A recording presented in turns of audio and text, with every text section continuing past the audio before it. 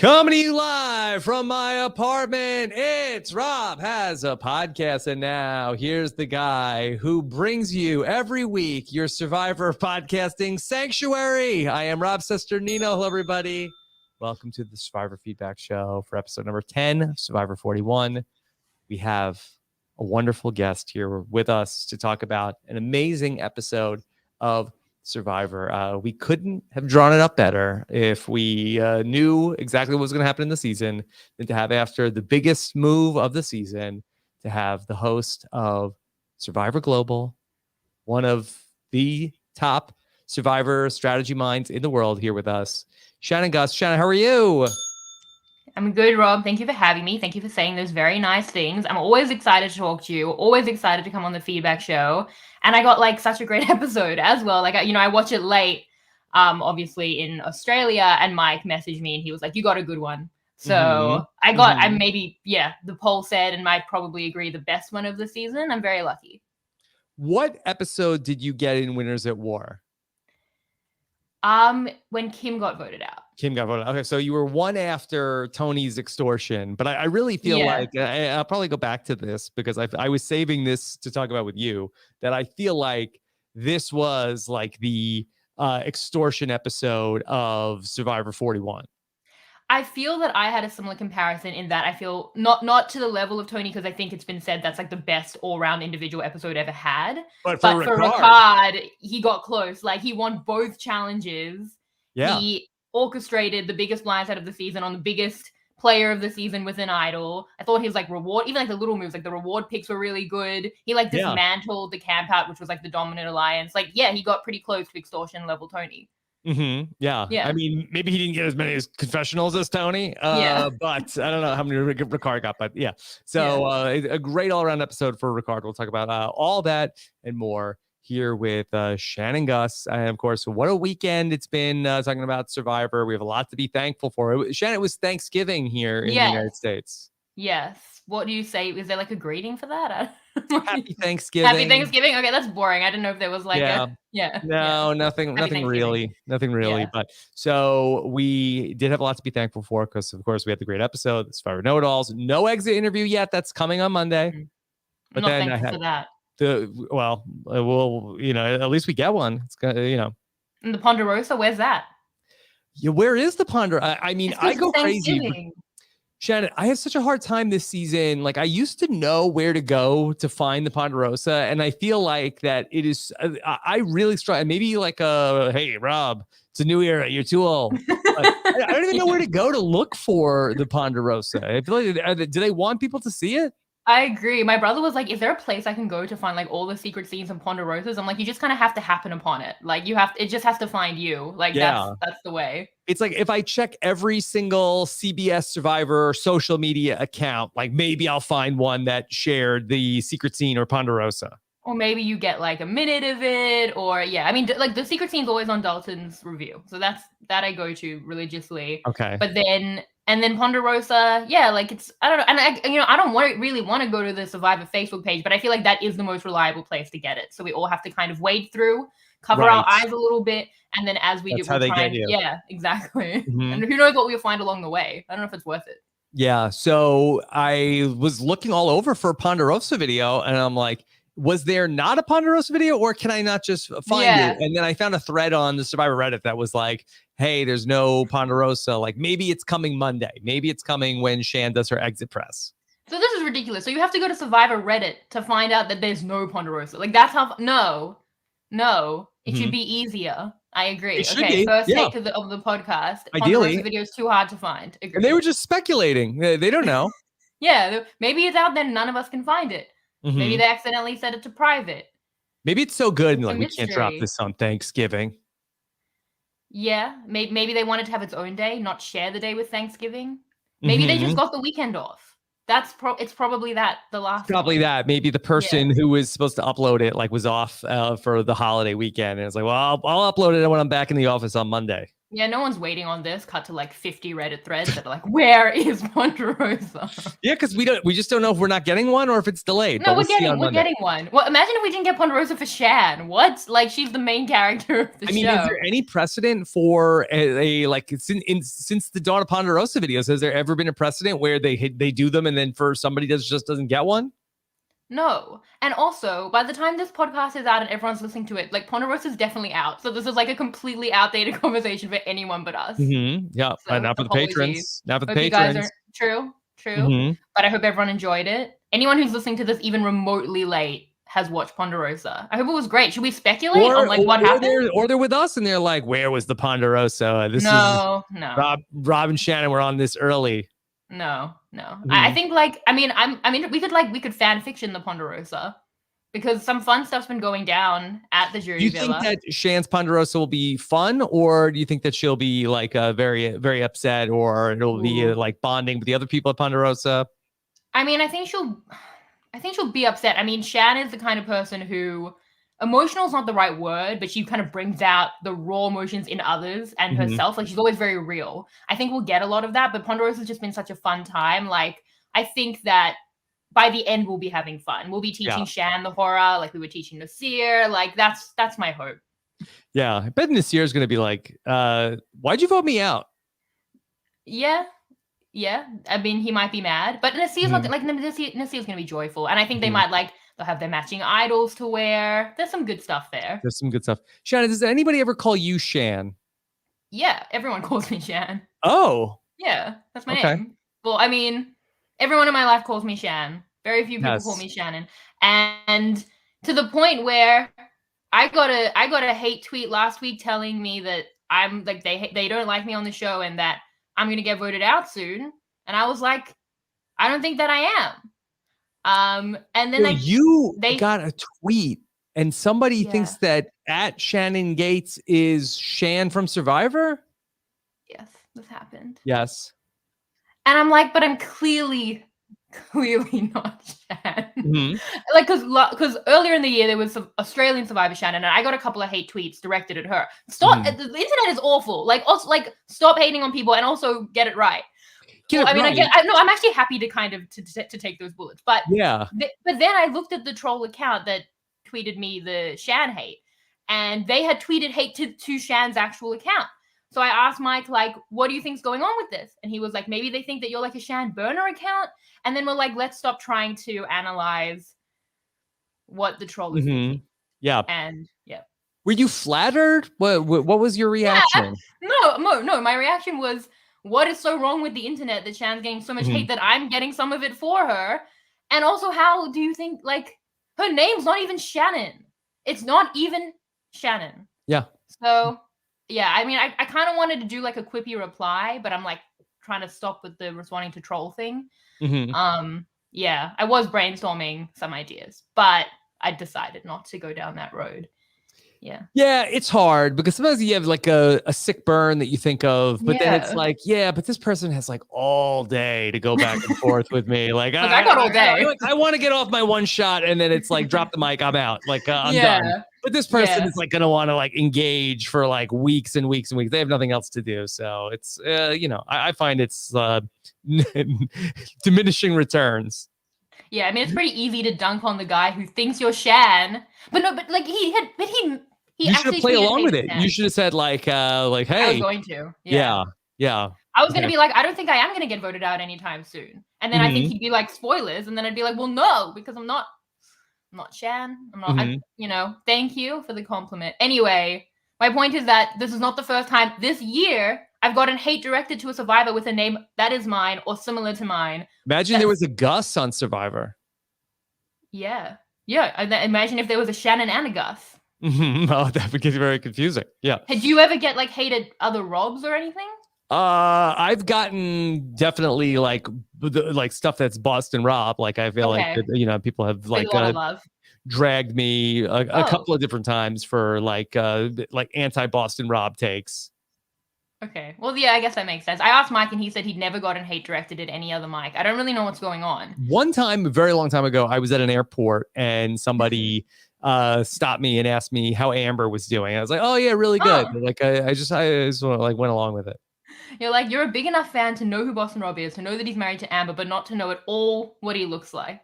It's like people's brains get fried. So what are you gonna do? But anyway, Shannon, we got a wand off also this week. Be on the lookout for that with Josh Wigler. So that's very exciting. And of course, on Monday night, I'll be live with Jenny Autumn on the Survivor 41 patron feedback show. So lots of great Survivor talk still to come. But Shannon, let's just dive in. Walk me through your reaction to Wednesday Night Survivor. I mean, I did tweet this out, but my heart did I skip over Jamal? Jamal was on the podcast. Yeah. It was amazing. Yeah. Jamal was incredible. I think I started the exit interview, and then I assumed I must have talked about Jamal because it was an incredible podcast. But definitely, if you missed that, check out my recap with Jamal from Friday. Yeah, I listened to all 2.5 hours last night. I said to you, intimidatingly good.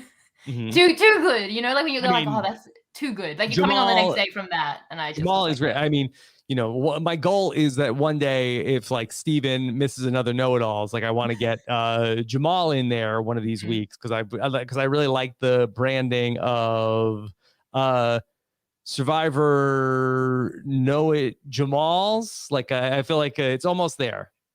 I laughed a lot when he said he liked Shipwheel Island, and you're like, you're a ship man. That got me. So dumb, Rob. But yeah. No, he was great. Did you notice, Shannon, that when I did my exit interview with Evie, that they referred to the place that they went to as Shipwheel Island? They tweeted about it. They said that we didn't have a good name for it out there, and you've created that, Shipwheel Island. Yeah, I was calling it not Prisoner's Dilemma Island, but yours is better. Yeah. Sorry. Shipwheel Island stuck. Give some credit. Steven and I think, worked it out. You have your place in the lexicon of the season. My work here is done. Yeah. Can hang it up. Okay. Your reaction to Wednesday night, Shannon. Yeah. So no, I tweeted this out, but during the vote read, I said to Peter, I'm like, my heart is beating so fast. Come feel my heart. He put his hand on my heart. He's like, you have to be careful. Like it was beating. Be careful. What, you're gonna have a heart attack? He was like, Jesus, love, you have to be careful. And I was like, I know, because it was so. Do you wear like a heart rate monitor? Like, what was your heart rate at? Maybe I should. I don't, but maybe I should start during Survivor, because I'm always like, and that actually also was quite similar to the Sophie Blindside in that episode that we're talking about. Because I remember during that as well, I was like, because you're gonna lose someone you love, like Shan or Sophie, but then you're also gonna get like this epic blindside. So it's always like a little bit of a battle. Like, do I want this to happen? But even on the rewatch, like the music was so epic. It kind of reminded me of. There's a couple of good examples in International Survivor, but the one that I can think of best from US Survivor is like Rupert going at the same point in Pearl Islands, like this a little bit of like a eulogy, this like tragedy of losing like the biggest character of the season. International viewers would know what I'm talking about, like from Survivor South Africa, Island of Secrets, and AU 2017. There's like also 2 episodes that just remind me. It's like it feels slower in its grandeur, and that's what this episode felt like to me. Yeah. Shannon, were you operating under the assumption that Shan was going to be the winner of the season? Were you like a Steven? No, I never thought Shan was going to win. I thought she felt too out in front for me. And I'm someone who said, for example, like I never thought Tony was going to win because I just didn't think it was possible. Yeah. So I never believed it. It just felt too obvious. Like Tony in season 40, like wasn't out in front. And then like sort of like he was like drifting off of like, so and then like was like way out in front. Yeah. I mean, with Tony, I never believed it. Like at any, like I never dared myself to dream, I think. But for Shan, I feel like I've always been Deshawn. That's always like since the first episode, I've really felt like Deshawn. Now I'm thinking Ricard. Like Ricard just jumped up to number 1 for me. But I just never saw it with Shan because I just felt like she's the biggest character. I thought like if she gets to the end, that's an amazing winner story in game. I just never saw it. Yeah. Shannon, I love the podcast that you did a couple of weeks ago with King George from the latest season of Australian Survivor. And I thought you both did such a great job just talking through everybody's perspective on that big vote that happened where we had the 5-4-3 split and what everybody was thinking.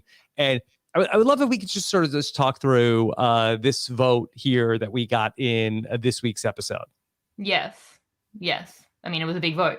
I have Was, thoughts. I think it was one of the biggest. Yeah, I mean, it's a blindside of someone with an idol, which is always a big deal. It's Mm-hmm. Shan leaving. It's, to me, like the fact that the camp out breaks apart Yeah. completely. One person's gone. Liana, I mean, like Jamal seemed to think that Liana maybe will have nowhere else to go, that they kind of isolated her, Danny and Deshawn. I don't see that. Like, I think, like, we even seen the next time on, she's like mad. I think she's completely away from them now. Like, it was a fracture of all the power dynamics that have kind of defined the whole post-merge. Can I ask you a question from Ricard's perspective? That how much of his thinking, because this was not in the text of the episode, but he was party to, you know, many of the conversations that the alliance was having, and how much of this was that it's the final 8. Ricard is looking to break up the 4 as much as that. Okay, this is like, it was really presented as, I have to stop Shan. Shan will win, but also like if he doesn't make a move against the camp out 4, then that group could potentially run the table. Well, I think it comes down to whether he thinks the camp out 4 are going to be the 4, or if his relationship with Shan will win out. And that's why I think that, for me, the way that I viewed it, there's a very important trigger point that I think is not being spoken about. And Jamal even asked on the question, he's like, what happened to the Deshawn plan? And I think, to me, like, we see Ricard saying, I'm going to take out Shan, when she's talking about how she's reverting back to the Erica plan. And I think that this is like an overlooked trigger point where Shan comes to Ricard, she's like, Deshawn's coming for you, and we're going to take out Deshawn. Then he wins immunity. Then she's like, well, no more Deshawn. Now, if I'm Ricard, I'm thinking, wait, what? He's still coming for me. I have immunity today. I might not have it tomorrow. And you're willing to renege on this plan against someone who's been putting my name out there, who is a possible ally for you in the future, when we've already said we will come for each other in the future. So you're seeing that as a possible number. I think due to broader circumstances, she's probably more reticent to take out Deshawn. Like, I'd be concerned that she was so happy to just, as soon as she was out of like self-preservation mode for tonight for Ricard, she was willing to just completely get rid of the Deshawn plan, go to an Erica plan that doesn't suit Ricard. Was this communicated to Ricard? Because I felt as well that it was a lot from Shan, like, I'm going to go back to the simple plan for Erica. Is Ricard getting that? Is he part of that change? Because I think the fact that if she goes for Deshawn, if she's still on the plan, even though Ricard won immunity, they're now more emboldened possibly to take out Deshawn. I think if they do that, Shan's name never comes up. But because she pulls back to keep possibly better numbers for her now that Ricard is safer tonight, I think Ricard gets spooked by that, and I think it's valid. That's really interesting. So Ricard ends up, going after Shan when Shan changes the plan up. Yeah, she reneges on. She says we're going to go to Deshawn, and then once he's won immunity, she's like, well, no more. And I just don't understand. If I'm Ricard, I'm thinking, I saved myself for a day. Like, I did that. I saved myself. But for today, I don't want Deshawn in the game tomorrow. And why are we so comfortable with that? Like, imagine if Deshawn throws out Shan's name and Shan wins immunity. Do you think she's as happy then to say, well, we don't need to get Deshawn out now? Like, no, she's still like, well, you threw my name out. This is still a pressing concern. I have immunity. If anything, now I'm more powerful to take you out tonight. But because it's not her, and because she's not as concerned about Ricard's long-term or medium-term future, it's more just tonight. I think she's happy with that, and I think Ricard picks up on that. So I think that was a pretty important trigger point. Yeah, because for Ricard, that obviously we saw from the sanctuary scene that he feels like he can't beat Shan, but also, like, I think for him, he can't let Shan go any further. Like, perhaps if Shan was like, okay, on board with the Deshawn plan, that's still breaking up the 4. And that's in some ways that Shan is like throwing her lot in with Ricard, but the other way of, hey, let's just vote out Erica, is kind of taking away a piece potentially from Ricard, who he worked with Erica and Heather at the previous votes. And it's sort of like, it's going back to that conversation of like, well, not yet. So you're good for now, but it is an inevitability that, we will take you out at some point down the road. And Ricard wasn't just going to, go along with that and, made it a very aggressive move. Yeah, like the power balance between Ricard and Shan is the whole point of the relationship. Like, their dynamic is like anchored in them fighting for who has more power or credit. Even in the first scene when they're describing what happened with Nasir, and Ricard was like, I told Shan, she's like, to use my extra vote. Like, it was very like personal language to them both. And I think that when Shan's coming across, enacting her own plan again, her own decision to go back to Erica, taking out Erica, who she has way more issues with than Ricard does, And as you're saying, Ricard has a very nice working relationship with Erica that's now like a couple of weeks and running.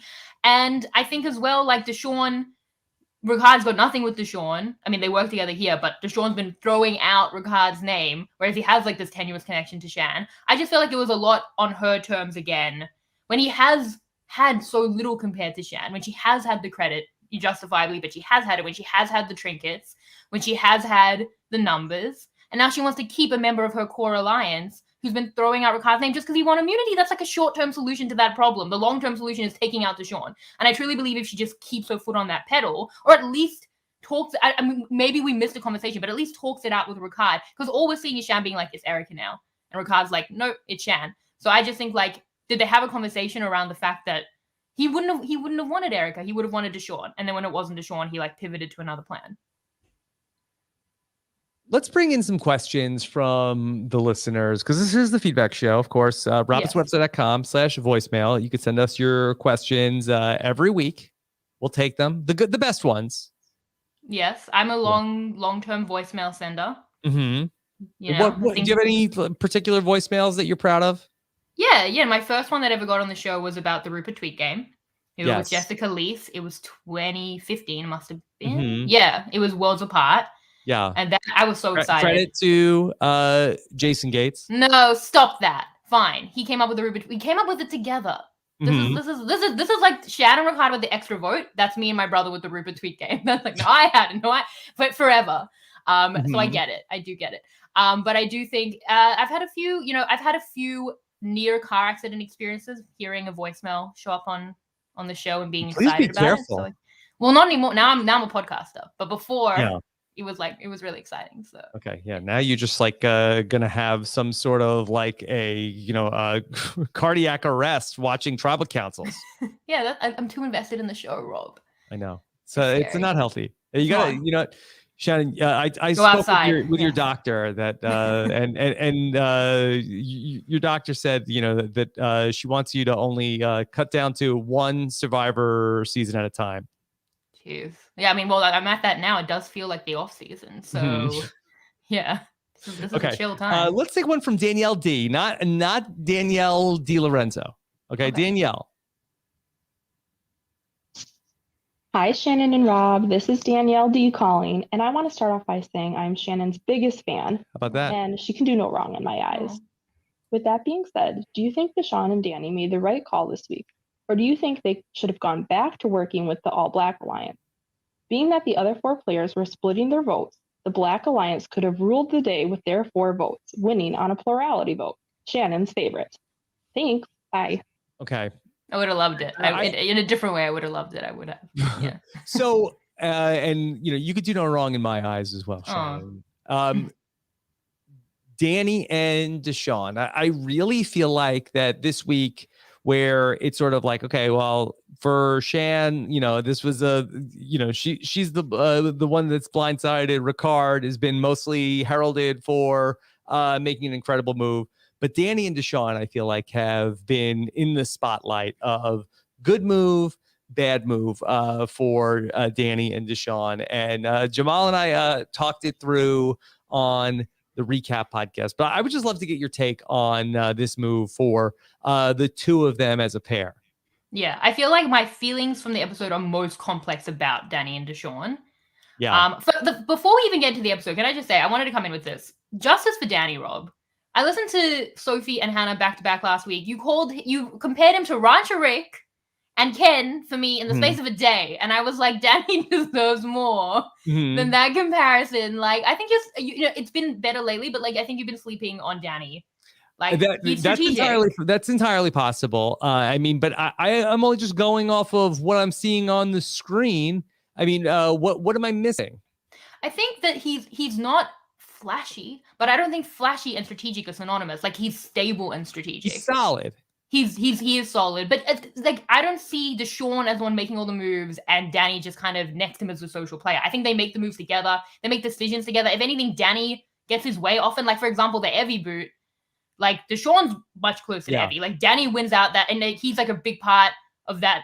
That blind side. He's had a huge connection with Xander that I think has been really important. Like, he's been doing stuff the whole time. Mm-hmm.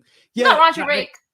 Yeah, I guess so. I feel like that Deshaun, like I feel like has almost in this season, like never heard a plan like he didn't ultimately go for. Where that I feel like that Danny is the one that's like, no, we're not doing that. Knock it off. Come on. But there can be smartness in that. Like sometimes it's not, a good match. I think they're like a good like counterbalance for each other. Where I think that Deshaun is like a hyper aggressive player in terms of like how much risk he's willing to take, and I think that Danny seemingly is much more risk averse, and I think that that's good to have like a pair like that to sort of like balance each other out. Well, I mean, a lot of the risk they didn't go to tribal council pre-merge, so a lot of the risk in the votes has been in the merge, and that's all been camp out strong. And I think that Danny's been much more with that. And I think it's interesting, like Deshaun has the conversation and Shan does as well about their own personal situations versus like the principle of the camp out. Danny is a famous football player, right? Like it probably, that balance is probably a little different for him. Like they talking about debt and how Shan was homeless. Like Danny doesn't really have that as well, right? And like Liana, for example, like, she's a lot younger. I know. We have no idea. It should be. He was an NFL player. He should be okay. Like he can afford to invest in the principle a little bit more. Yeah, it's on the surface, seemingly. Who knows? Well, I mean, I think Danny has been really tied to that principle. I thought it was really interesting that he said he was so mad at Shan for throwing away kind of what the camp out had on a 19-day relationship with Ricard. So I think that has really anchored a lot of the strategy.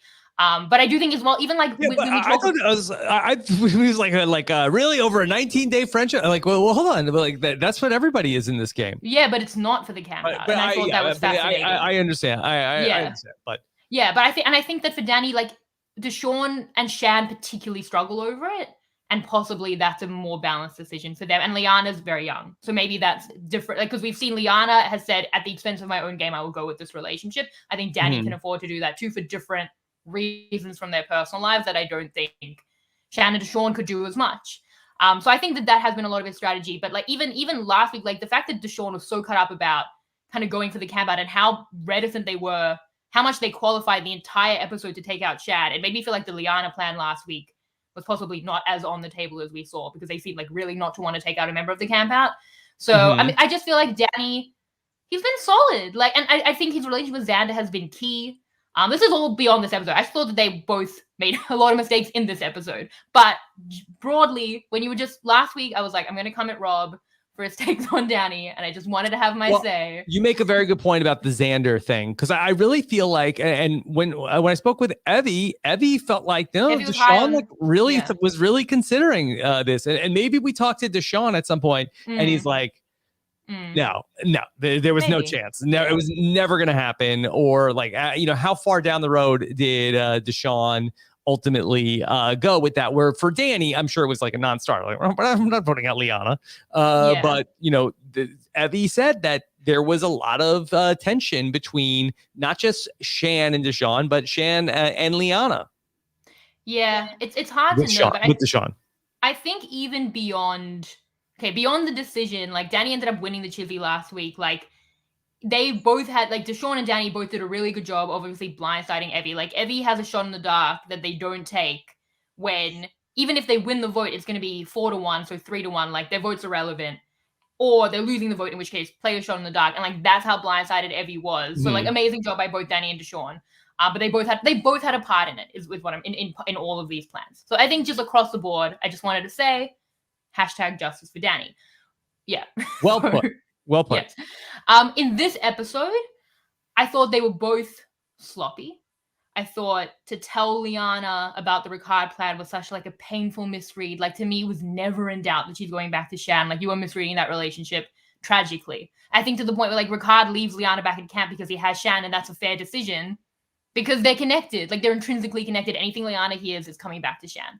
So I thought that particularly, and Deshaun, I thought in the interaction with Ricard, when Ricard is saying like Deshaun lies to me, he's going out next, like very sloppy, concerned about that interaction. For the decision itself, I do quite like it. I've been saying the whole time, like if you want to take a shot at Shan, take the shot and don't miss, which is what ends up happening. But I think for them, they were trying to give themselves permission. Like at first with the Ricard plan, You're like, okay, well, we'll take out an ally of Shan. We won't actually come at the camp out. We'll weaken her in the eyes of the jury. We'll make her more reliant on us. Okay. And then the Erica plan would have achieved quite similar things. Like it would have weakened her in the eyes of the jury because they saved her in terms of weakening Shan. It would have made them more reliant on her because Ricard and Shan would have come back to camp. Ricard's voted against Shan. They would have been World War X.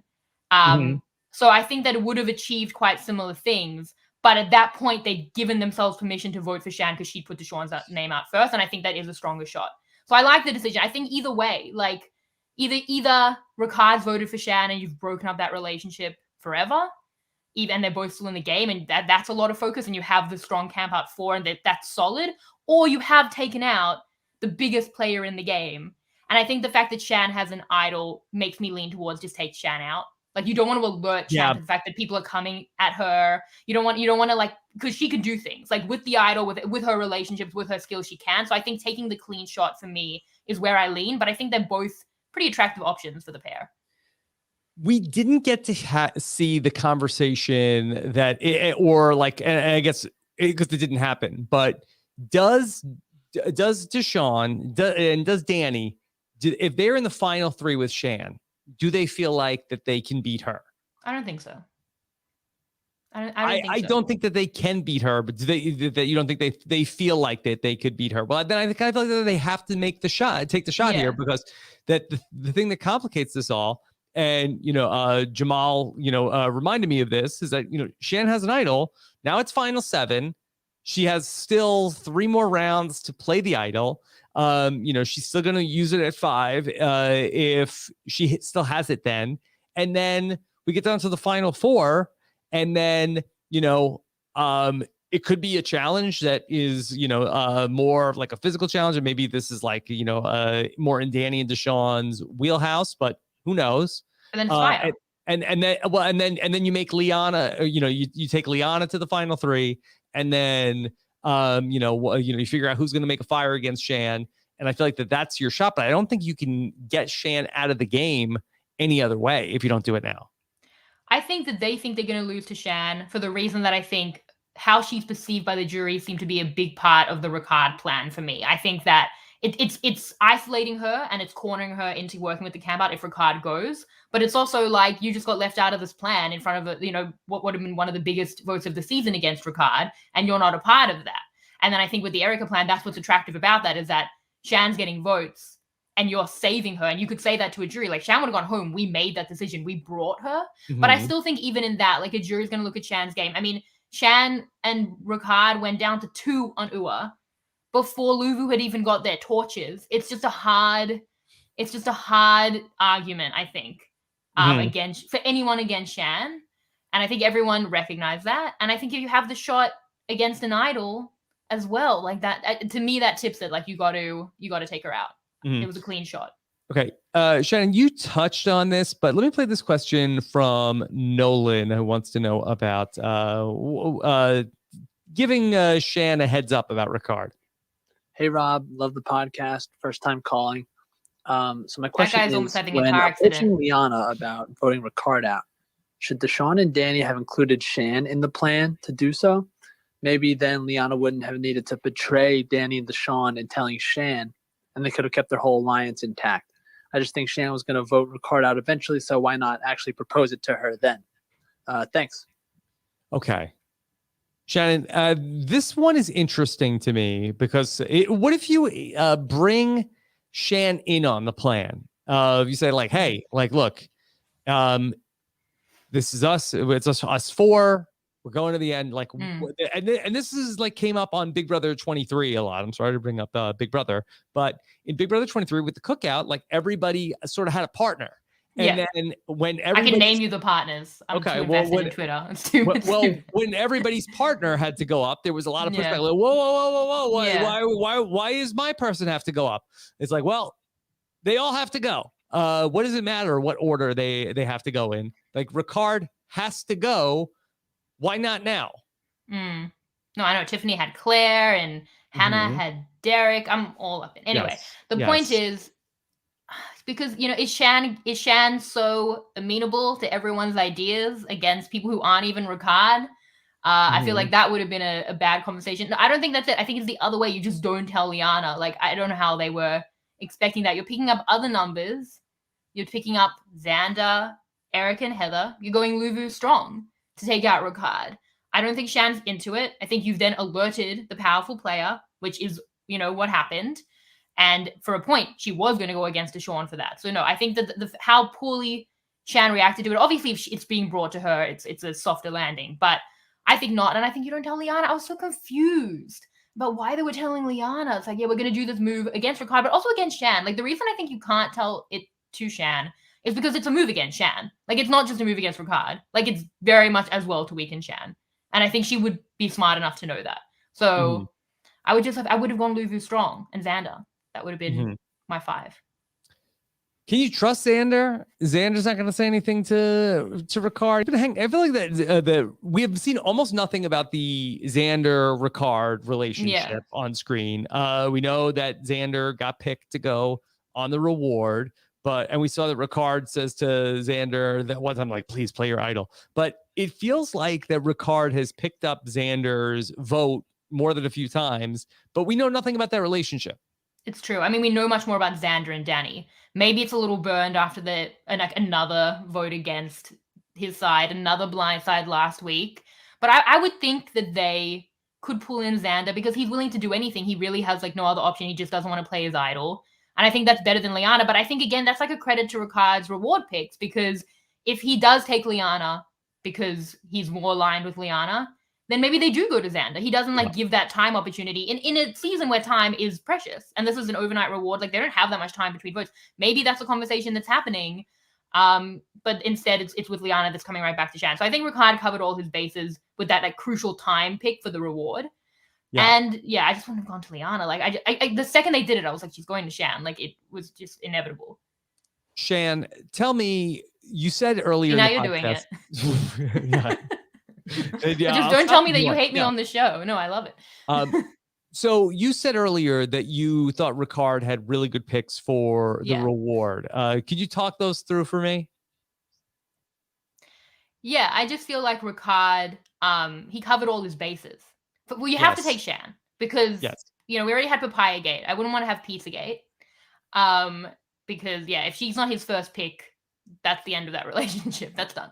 So you got to take Shan, and then it's a waste to take Liana because, again, they're connected. I really feel anything Liana hears is coming to Shan is coming to Ricard if you've maintained that relationship with Shan. I think Heather and Erica as well, connected. So, anything Erica hears going to Heather. As long as you have one of the pair, I feel like you've kind of covered the whole pair. And then you have Xander, who's a loose number. You might be able to pick him up because he's going to be important to, Ricard's game. And then you've left Danny and Deshawn, but what can they do? Because any information they give is probably coming back to you. So you've kind of just cornered them into not having that space. So when I spoke with Tiffany, that she gave a great exit interview, it was the week that Xander opted out of the challenge to go and sit out.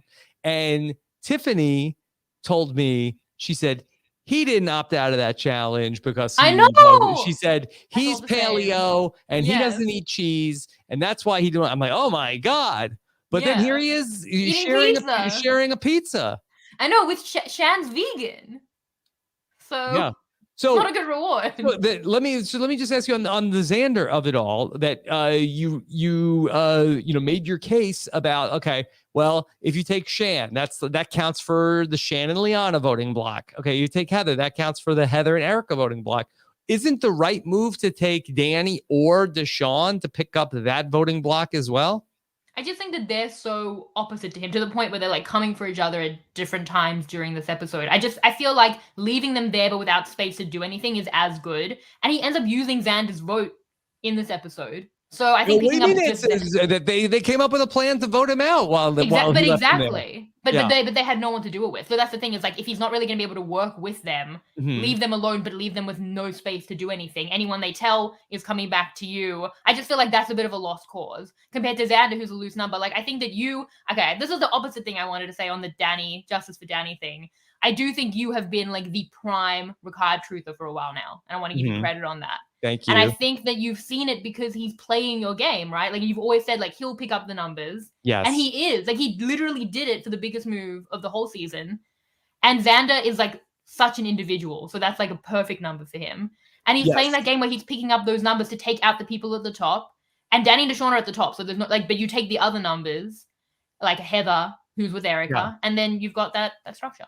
Well, Shannon, I appreciate you saying that. I just have looked at Ricard, and I feel like that Ricard does all the things that I would do if I was a capable survivor player and in the right spot. I would love to play the game that Ricard has been able to play in this season. You literally did. You played it in 2003. I know. He came into the merge. He didn't have a target on his back, and then he sort of like waited in the wings. And similarly for me, where there was sort of like there was Dina and there was Alex, and they were sort of like the two people that were sort of like the top two contenders, and they started like gunning for each other. And I think I really see a lot of like and there's Ricard sort of like waiting in the wings, and then eventually Dina, comes for Alex, and then Alex goes next. So we'll see if like that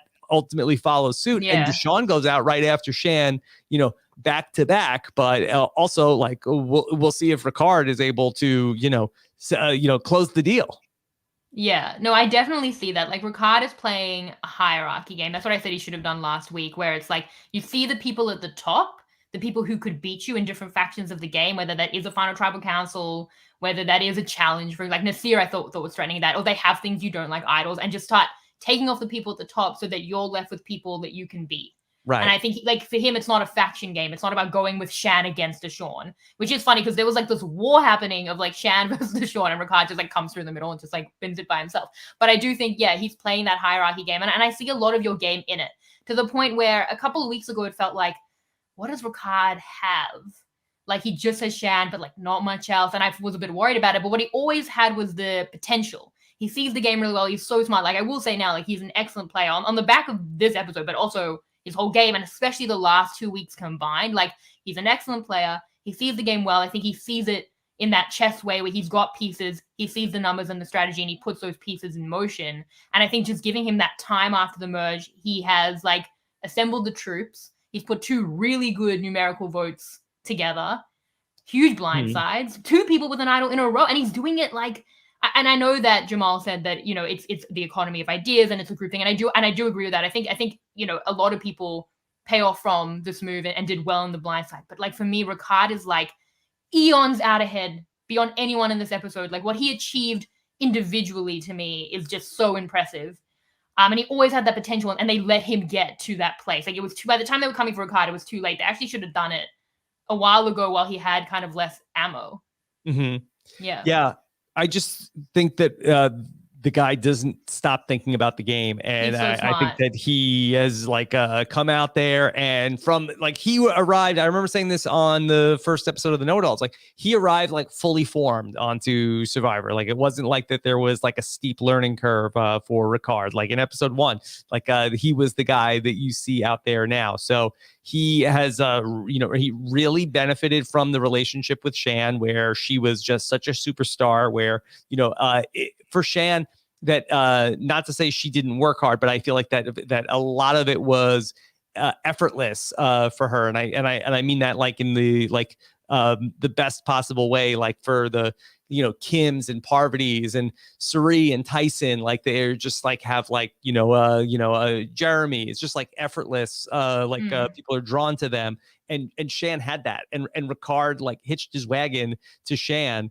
And together, like, he was able to like come up with some of these like really, out there plans, and Shan was able to execute a lot of them. And, that he like worked with Shan to that point, and then felt like, okay, well, this is as far as I can go. And he recognized that, he wasn't somebody that was like wanted to be like a, coulda, shoulda, woulda and lose to Shan. It's like, yeah, I should have, I didn't shit an idol. What was I going to do?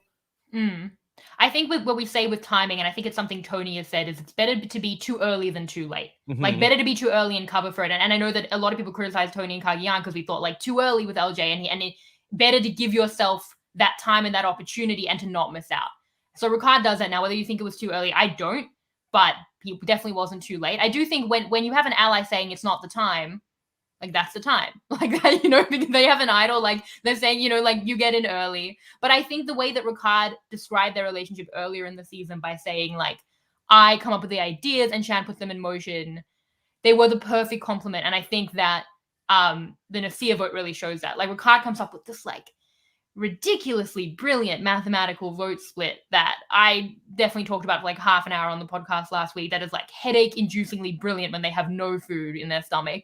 Amazing. And you can see him coming up with it and kind of mentioning it to Shan. But then when Nasia gets voted out and goes to Ponderosa, he's like, well, Shan was a pastor, I thought I could trust her. So like she's putting in that blindside work where people really connect with her and trust her. And like that combination of skills was lethal. Like it literally decimated Ua. But then coming against each other was a hard one. And his foresight beat her social ability in this way. And it was both two really strong skills, but he wins out. So it's very impressive. Like it's really, I mean, this move particularly great that Ricard could pull that off. Let me play a question for you from Joey. Joey J has a question for you, and it goes back to the Tony and Sophie of it all. Hi, Rob. Joey from Omaha here. Wanted to ask about Shan's vote out this week. It seems pretty similar to the vote out in Winners at War of Sophie. Seems like Shan was the power player of the season. Sophie was the power player of that season. Went home with an idol in her pocket in both instances. My question is, who is the Tony in this scenario that could capitalize on this moment and lead it all the way to the win? Is it Deshawn? Is it Erica? Could it be Danny or Heather? I think any of those folks could really capitalize on this blind side and go all the way, but who do you think's in the best position to do so? Okay. Thanks. Joey, thank you for the question. I mean, Ricard is the Tony. Yeah, Ricard's Tony. Yeah, I mean, that's the easy part. What can Ricard do? What can Ricard learn from Tony? I believe it was it also episode 10 that was when the Sophie blindside happened? I need to think it through. 10 or 11. 10 or 11. But it was right at this time this season. And, you know, it feels so similar, like where the front runner gets picked off. And I think that, you know, Shan was even like much more of a front runner than Sophie might have been at that point. Where, so what can Ricard learn from Tony in Winners at War? Recover well would be... recover really. I mean, like Tony hurt Sarah more than Ricard has hurt anyone. Like he voted out his Sarah. Right. But I will say for Ricard, like in his favor, like nobody is as mad at Ricard as Sarah was at Tony. Yeah, but on the other side of that, he doesn't have the other close connections that Tony did. Like when Tony recovered, he did have inbuilt Ben, Sarah, Jeremy. Jeremy's like the Xander to me, like, you know, like the person on the bottom who's kind of willing to do anything. And if you like, Tony used that number so well and that relationship so well. And I think that if Ricard can use that, like Ricard's not going to come back to these like key relationships that are going to keep him insulated, but he's also not coming back to the anger, which is good. I think it's about picking up those numbers. It's the Rob Cesternino game. Like the first person you go to is Liana. The first person, because she's so mad at Danny and Deshawn. That's a number for you. Like, and if you've got Xander, and I do think that what is going to happen is it's going to be Ricard versus Danny and Deshawn. Whoever wins that is in a great spot, and it's a battle for the numbers, mostly of Erica and Heather, and the way that they're going to go. Now, Erica and Heather, then they might play the hierarchy game and get rid of all of them. That might happen, but I do think for the next phase, it is now this is the war. And Ricard usurps Shan's position in the war, and it's about picking up the numbers. For me, a big question is about Liana in all of this, where that we talked about it a lot so far this week, that the way that the back and forth that happened after the vote with you know, you had like that extra time where it's like Shan knows that she's been blindsided there, and we have like I mean, it was just like beautiful Survivor, and that, you know, that like Liana already knows. I'm sorry, Shan already knows she's dead in the game at the point that they're going to go. But we're still going to go through the charade of like, okay, oh, it's a tie. All right. I mean, she could have just like left tribal council at that point, but she's going to sit there for another couple of minutes. She tells Liana, don't trust anybody.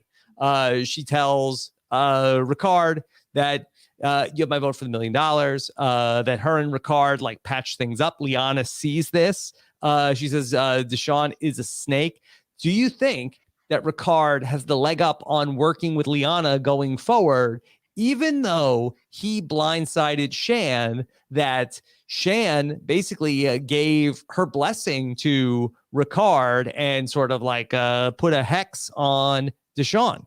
That's a really good point, because I hear it only spoken about from a jury perspective. But in terms of like Shan's disciples going forward, yeah, maybe it is more with Ricard. And anyway, like Ricard owed less to Liana. Like Liana's not going to be as mad at Ricard as Danny and Deshawn. Like they had a final 4. Yeah.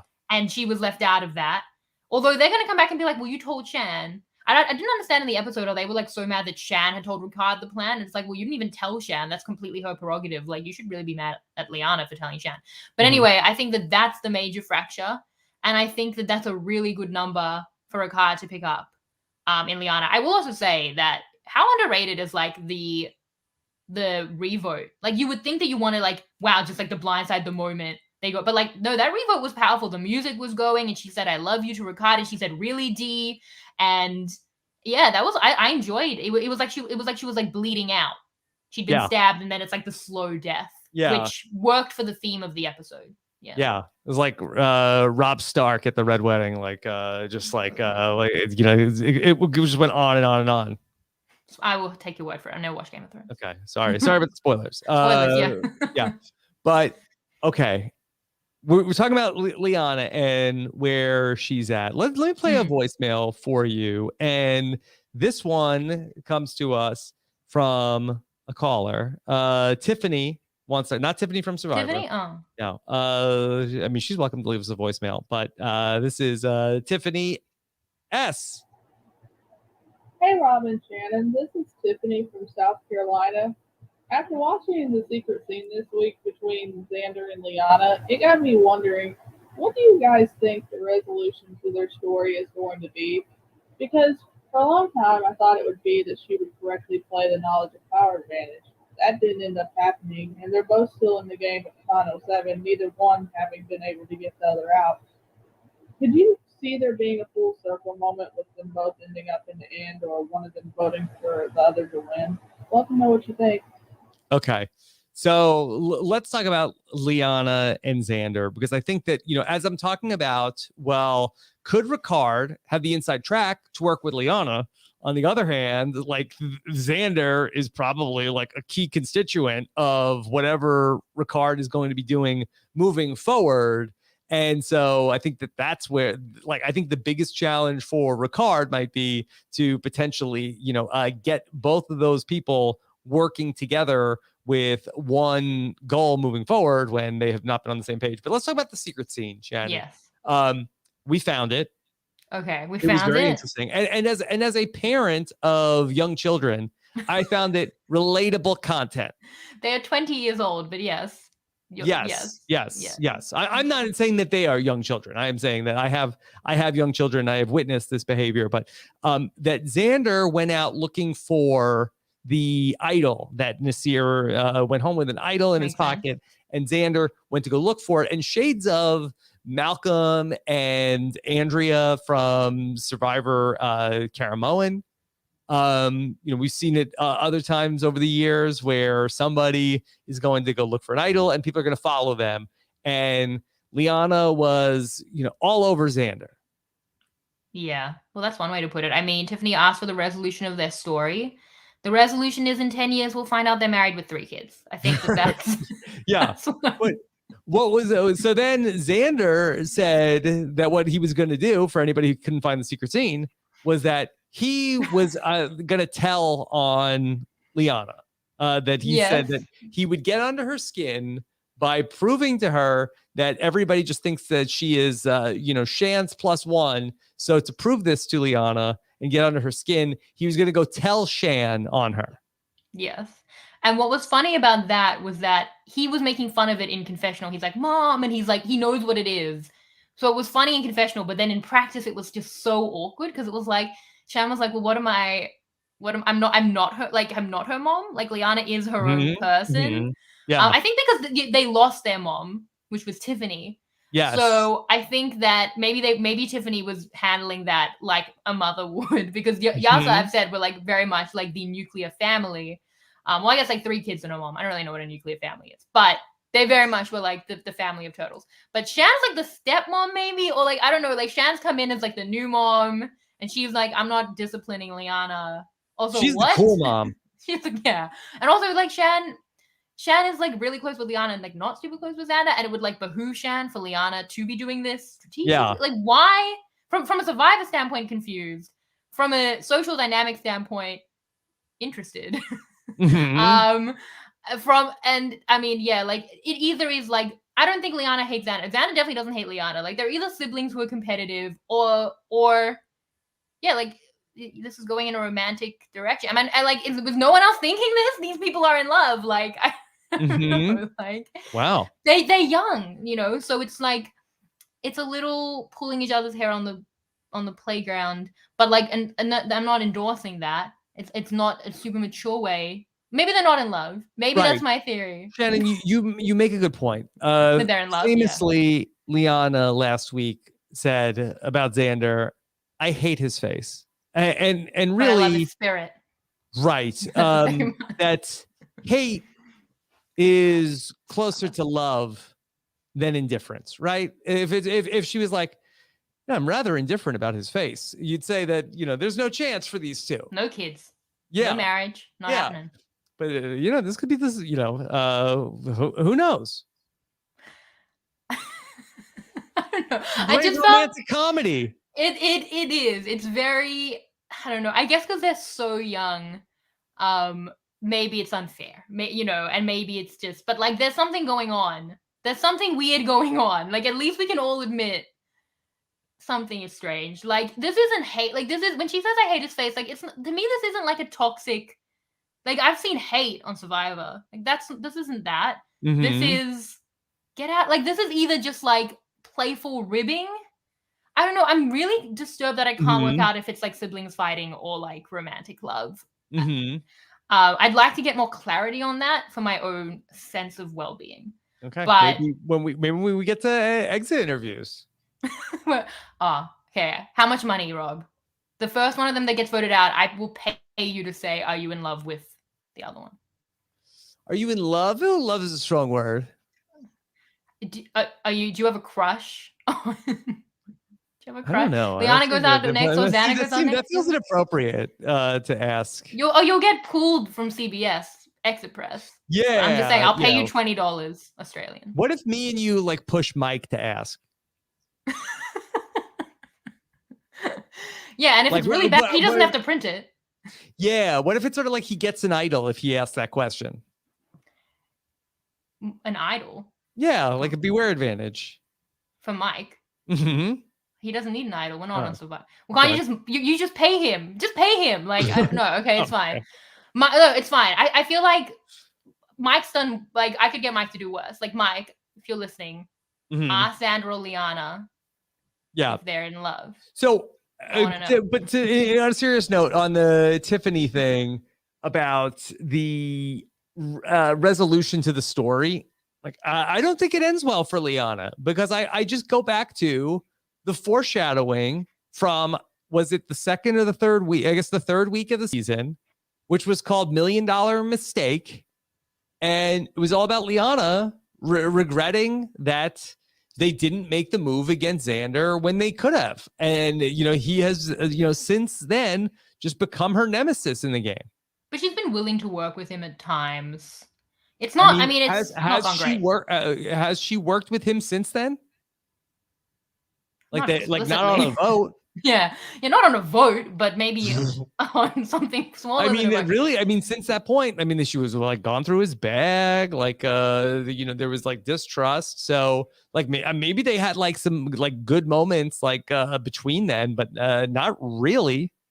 I always thought that the $1 Million Mistake confessional was frank and bited, and she was talking about missing the advantage in that episode because it just made more sense. But if she was really that upset about him going, that was a long time ago. But I think. I was going to say that the $1 Million Mistake part, I believe, came before, like she's talking about her $1 Million Mistake, but I believe that quote happens before she even realizes that she missed an advantage. I feel I'd have to go back, but I think it was in the same confessional where she's talking about the advantage. Mm-hmm. And it seemed like maybe it was at night. Who knows? I'd have to go Who back. knows? It was a long time ago. But I do think that it's interesting because so now Xander and his idol is like an ongoing problem. Yes. They can't vote for him because he has implicit immunity. And like even Danny's like, I don't really want to split the votes because I'm scared. And who can blame him because it keeps going so poorly. Yeah. So now the only way they could split the votes would be 5-on-2 against like Liana and Xander. What I talked about this with Jamal. What do you think about that? That Jamal felt like that Xander has to play his idol this week. I don't know anymore. Like Xander has gotten blood out of the stone of that idol. It has saved him now basically at 2 tribal councils from implicit immunity, and it flashed an advantage. But then so if they split against him and Liana because she's a single, because as you pointed out last week, they couldn't split against Xander this week, and I think that really played out because there was like no other single, and then you've lost your 6-2, now you're 5-3. So if they do it next week against Liana, he has the extra vote, as you pointed out with Jamal. So he can make it work. But that would necessitate him and Liana working together, just the two of them, with the extra vote and the idol. Yeah. Like, it literally might be to the point where, like, he's playing an idol on Liana and playing, like, that's the dream. And that's what they're talking about in the wedding speech in 8 years from now. I'm telling you. But, like, it's complicated by the extra vote in their favor. But then it's complicated by the fact that they would have to work together, which just the two of them, not even, like, in a big group. I don't know. I possibly don't see that. But I have another mystery as well. I'd love to see it. I'd love to see it. Where is the extra vote? What? I need the serial music for what is happening. Because Ricard's like, we have 4 and we need an extra vote. I'm like, oh, they have an extra vote. They have Xander's extra vote. And it's just never, and he's like, well, I gotta go get Deshaun. It's like, no, what? You have an extra vote. I mean, I guess, does Ricard not know about it? I feel like everyone knows about everything. And Shan even says, she says, I think he'll play his idol, but not his extra vote. So they must all know about it. Maybe he just didn't want to play it. Did he lose it? Does he have it? Who did Shan say that to? Just because Shan, did she tell Ricard that? It felt really, like she said that. And in fact, I think Ricard was in that conversation. I think it's when she's like, we'll pile on Erica and we'll tell Xander no name. And I think he'll play his idol, but not his extra vote. Maybe Xander just didn't want to play it, or he forgot he had it. I don't know which one it is. Like, I don't know. I mean, what do you mean he doesn't want to play? I mean, I feel like if you're Ricard, it's like, listen, buddy, like, we're trying to help you out here. Yeah. Okay. So the whole season I've been going on and on about how the extra vote is a useless advantage that's never once decided to vote in Survivor history. And it's just like completely irrelevant. And last week was like the closest it's ever come to like being relevant, the best use of the extra vote. So in the time where Ricard uses the language, we need an extra vote. My thought process is, I'm coming on the feedback show to the extra vote being the reason the camp out and Shan get voted out. It would be like the most powerful move of the season, and it would be completely reliant on the extra. Like, that's what I thought. And I was like, well, I'm going to have to eat like, a lot of crow on that. And then it never even gets discussed. And I feel very validated in how irrelevant the extra vote is. That he's like, we need an extra vote. You have an extra vote. It would literally have been 4 non-camp out versus 4 camp out and an extra vote. The numbers. And maybe Xander's just like, no, I need it for me. But what for me? Like, you can't add an extra vote to one person. Xander doesn't use advantages. He keeps them, he hoards them, and then other people, like, they get advantages to play them, not Xander. This is the danger, and Steven mentioned on Know-It-Alls, and I've been talking about this through the season. It's like people will often get cheesy points like, well, they didn't play it. Well, they didn't play it. Oh, they got voted out with it. Maybe that other stuff was bad. Like, maybe, it only really validates itself when you played at the perfect time. But I do think for Xander, like, it's a good read. Like, this was an obvious situation, but it's a good read that he keeps holding on to it. And he should be safe now through to 6 at I don't know. Like, it's been powerful. Without even being played, it's been a really powerful idol. So I think he's done really well with it.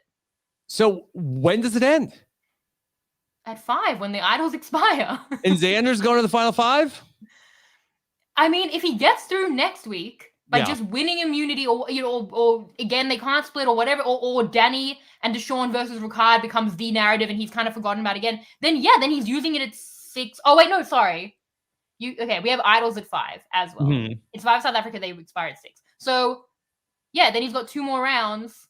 He's done pretty well. And I know that the conversations around like, do you even care? Like, can Xander win at the end? I think yes. I think it's an impressive story. But even if he can't, you definitely don't want Xander there, like, blocking up the end game, winning challenges, not necessarily voting with you, like, being this kind of, like, external factor that you can't control. You don't want that at all. Like, you want Xander gone. But I feel like he's a GOAT. Well, do you think that you think he has a case? Yeah. What's his case? His case is that Survivor has spent the better part of a decade reinforcing the idea of what good gameplay is, and well, how come Dean didn't win Survivor 39, where the Tommy sat next to Dean, and it's like, okay, you found things, and you won challenges, but the jury's like, yeah, you shouldn't win. Tommy was an atypical win for Modern Survivor, though. Like, he was a more social player to Dean's trinkets. That very rarely happens. Look at Chris Underwood. He didn't play 36 days, and then you know, and Xander has that, but throughout. And I think as well, so it's the fact that Modern Survivor has reinforced trinkets, big moves, flashy, alpha game style wins. And I think that, like, the players are aware of that and actually might want to dismantle that, but it's seeped in. And then also, like, psychologically, everyone loves an underdog story. For Xander to get there, he's got to play the idol probably correctly. So that'll be flashy. He's got to save himself. He's going to win probably a challenge. He's going to sneak through again. He's probably winning fire. Like, it actually is pretty, like, it's not the game a lot of fans like to see, because we like more like social strategy, but like it's like individually very impressive. But is that the game this jury wants to see? I mean, look at the mayor of Ponderosa, Tiffany. When I spoke to her, she did not seem to have a lot of love for Xander and his game. Yeah. I still think it's possible. Like, I mean, like, Evie's the one the most who has spoken about how men get credit. Like, I think Evie, especially as a super fan, has really been involved in the conversation around what game styles we have been highlighting as a show, what's been rewarded, how that's related to gender. I think Evie will, like, really be deconstructing that. And other jurors might as well. Like, we're at a point in Survivor where we've had long enough to have the conversation to maybe not want to. Shan's on the jury now. Why? But, like, why should Shan not be impressed with Xander? Like, and it depends who Xander is next to. Yeah, but, like, if Xander's next to Liana, somehow, or like Heather, you know, like, Xander's had the moment in front of Liana where he flushes her idol, you know, or even, like, you know, it depends. Maybe Danny looks more solid, less flashy. Like, I don't think he wins against everyone, but I don't think it's like, well, we really just don't need to worry about Xander. Like, that seems crazy to me. Like, we need to worry about it either from if he's blocking it up or he can actually win. I just, like, compare him to the other people that are, like, the other viable candidates. It's not like so much like an anti-Xander take, but, like, I don't know, like, would he get the votes over, like, Ricard? I don't see that. Like, no, perhaps, not Ricard. Like, okay, so perhaps, but Ricard like, just is a Tony. No, I mean, not Ricard. I mean, but could there be a bitter jury against Deshaun? Like, you know, that people feel like he did more than Danny. Heather, Liana, Erica. I mean, I'd love to talk more about Erica. Like, I feel like that, but maybe are there people on the jury who aren't loving Erica? Shan doesn't love Erica. Yeah, Shan doesn't love Erica. But Shan does think that Erica is smart. For me, Erica's game has taken a long time to get started. And Tiffany and Evie, I feel like, don't really know Erica. Yeah, it's a good point. I mean, for Evie and Tiffany not to vote for Xander against people they barely know, that would be a lot. They went through a lot together. They were the Turtles. Like, he didn't do anything terrible. He didn't do anything to them. So he didn't want to play his idol on them. And he's been, like, completely validated in that choice. And the fact that he keeps, like, wringing out power from that and getting implicit immunity from that. So I think that they would vote for him. But, like, so Erica, like, because there's been a lot of discourse around Erica's winner edit, Erica's game. And, you know, a lot of, until today, Erica was the last person who in the game who didn't have cheesy points. And I was like, hopefully soon. And so I think today might change that. But I do think that Erica had cheesy points. She had one from last week because I really liked the fake crying. And then that left Erica as the last one. I felt bad. Yeah. But so Erica, like, I feel like her game has taken this long to get off the ground. This is the second tribal council she's been vulnerable at. There's been a few twists in the mix that have possibly saved her. Definitely one, maybe two. She didn't go to tribal council pre-merge, and all we heard pre-merge was like this really negative stuff where they're throwing a challenge, they're trying to throw a challenge to get rid of her. She was saved by Twist and Asir, basically. And I do think she's been only at best adjacent to power while being targeted. I don't think it's been a strong place. I still don't see the winner edit, but I feel for the first time like she's got feet under her. She structured this vote in a way that made sense for her, great sense of self-preservation. And quite possibly everyone above her is going to war. And she might be the benefactor of that. So, I mean, I mean, if it's a winner edit, it's a horrible edit. Like, if she wins, I'd want my money back on that edit because I'd be like, you could tell that story a lot better. Break the hourglass. Yeah, well, that's what. Okay, so can I say we that's what we were saying in Australian Survivor, that like for these purple contestants, maybe they'll just do one playback episode on their whole game. Maybe they will. It'll be just like a 40-minute flashback. But the way they didn't tell the story in the pre-merge, we didn't know about her relationships. We didn't know about where she sat. So I don't see it. But I thought the split vote was good. But I just don't see it. Let's go back into Survivor history with this question. This is from Ben. Has a question about this week's episode and wants to know about some historical context. We don't have Jordan Kalish here, but well, let's see if we can answer Ben's question.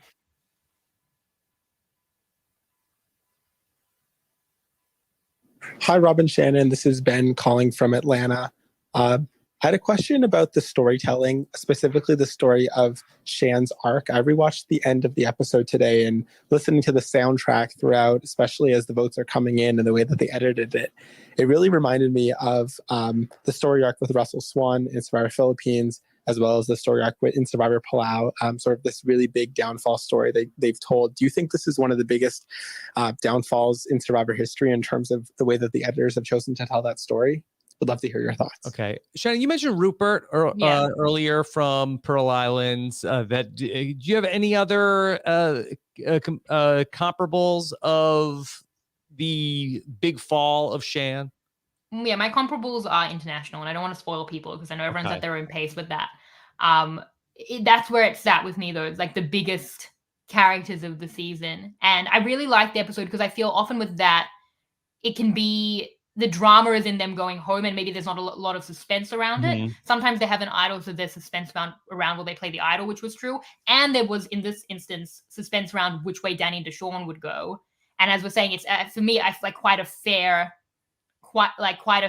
choice. So I thought they might vote out Erica. I thought that Danny might get his way on that. So there was so much suspense, I felt. And yeah, definitely one of the bigger down. I mean, Shan has like 18 more confessionals than the next person, and she just went out. That's massive. Like, that's crazy. She's the main character. Going back to the past seasons, what about Sari at Advantage Geddon? I try not to remember. I know.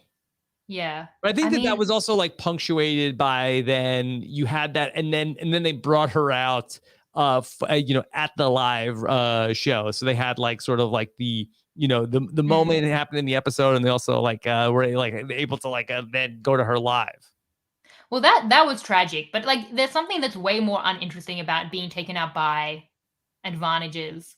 Also just by like getting blocked up by advantages. Like, no person did that to her. There's nothing like the betrayal. There's nothing like the tragedy of really D, or like Ricard still saying love you, like that person to person betrayal, which is what they did to Rupert. Like, that to me, that's the beauty of Survivor. Like, what is Sari gonna say? Like, really idol, really legacy advantage? Like, no, like that's who betrayed her was the game. I'd be like, really, Jeff?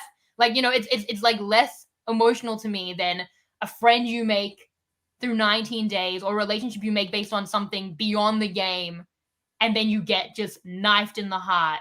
That to me is way more interesting. Like, the Advantage Geddon is tragic, but it's not interesting. This is like human dynamics. Like, that's fascinating. It's also I feel like that the like final four people I feel like is not necessarily like a great comparison because it's like right before the end, but this is sort of like sort of like the middle of the merge when you're getting right down to it. It's often tragic at the end, Like David, for example, David Wright saying like Vanaka, like that to me stands out. And I think it also had the music, but like it is a little different. And then you move on straight to like a final tribal council, for example. Whereas this was like when Rupert went out at 8. The other examples I have in international are also like that mid to early merge. And it's when someone looks like they have like the highway in front of them of the game, and then they just get like taken out by a truck. I know I'm using a lot of graphic language, but that's how it felt. And I genuinely, like, I tweeted this, and like there's a lot of people who say like that show's still on, or like think that Survivor is like. Wait, there are people that follow you, and then no, not me, not. Oh. But like people in the world who say like that show is still on. Yeah. And that Survivor is like trashy reality TV. And this episode should win an Emmy. Like does Survivor win Emmys? Do we get nominated for Emmys? I don't think that what would the category be? Best Blindside? Well, what are the categories of Emmys? I think best episode of reality television. So I don't think that there is an Emmy for best episode of reality television, but I think what the shows do is I think they submit individual. They should submit this episode, for a series, and I think that the voters watch one episode. Okay. So what will it hold up with just without one knowing Shan's power, without the context? I'm not sure, but I think if they just kind of write an intro and they're like, Shan was a lot. She was the main character. She's the point. Okay. Like now watch. Like I think with that context. Yeah. I feel like that it's probably it's like turns to like scripted TV to like find something that is like this where, as you put it, the main character ends up having an untimely end. Yeah, like this was like Dumbledore dying. Like this was like, oh my God. Spoilers. Sorry. No, but like I genuinely feel that the conversations that were had across the board, like obviously with Deshawn and Shan and Ricard and Shan and Liana and Shan being a pastor, like I truly feel like these people were in confession. Like as a Jew, I'm not 100% sure how that works, but I feel like all the transparency came out when talking to Shan, and it was everything that you should love about Survivor, because it's all about relationships and complicated relationships, and the game next to not even just relationships, but like these broader dynamics in the world. And it was so incredibly done. Even the fact that the weather was bad, I love that. The fact that the Shantham came back, like every single component of it. It was just excellent television. And if anyone is going to say that show is still on, it's like, no, we're having important conversations and we're doing really interesting things and talking about like humanity. This is about humanity. It's so good. The reward worked out really well with the people that Ricard picked. It was sort of weird. I don't really get what the sanctuary is supposed to be. Do you understand? Like the sanctuary is a place that you go and eat pizza in a shipwreck, and it's called the sanctuary. I think it's that. I just think that like the rewards have all been really bad, and that's the point of the season. Yeah, I think it was well, we built this sort of place for the summit, and we might as well use it again. Yeah. I don't know. I think maybe it's that. Yeah, I think that, you went on about stew. I've gone on about grilled cheese. Not a good reward. You don't like it? No, I like it. Fine. It's fine. It's not a reward. It's what you do when you're like, I haven't had lunch. It's 2:30. Oh, we have bread and cheese. Mm-hmm. That's grilled cheese. It's the hardest season ever, which is a lot of days for me. Shannon. Yeah, it's the hardest season ever. Like even like the best reward of the season. They weren't even like just staying in like they got pillows and blankets and pizza, and two of them don't eat pizza. And it's Survivor pizza. Not a great reward. Yeah. But no, I do think that like the conversations that was beautiful between Shannon and Ricard. Like it's not I love Survivor. Like that's the whole point. Like it's not Monopoly. Like these relationships are so interesting. Which is like that back and forth that they had. Like we were so lucky that we got to see that, because that these things don't happen every season where we have like two of the more interesting players in the game, like just like talking like big picture.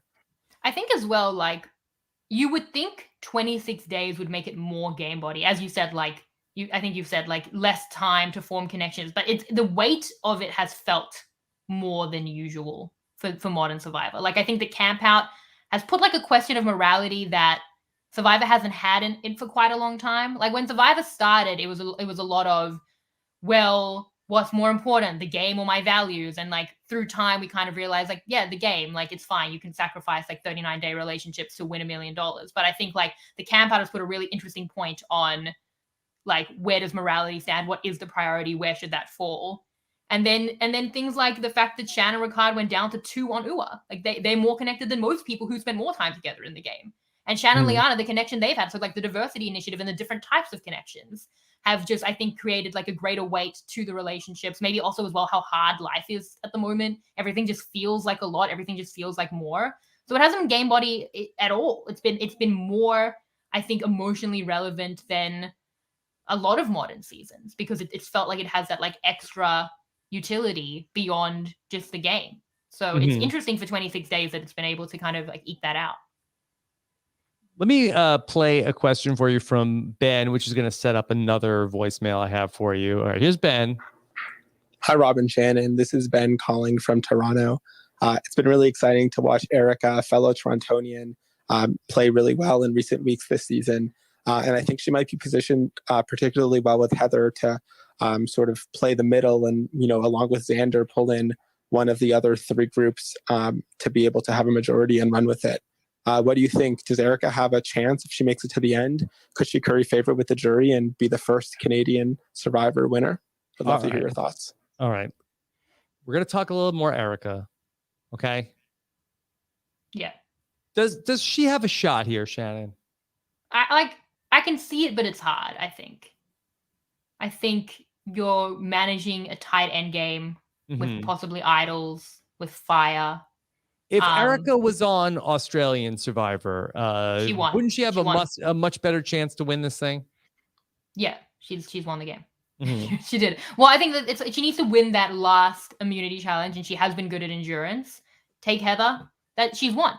Like that, and that's the thing. Like when there's a final 2, that gives a lot of room. Survivor South Africa, the idols are expiring at 6.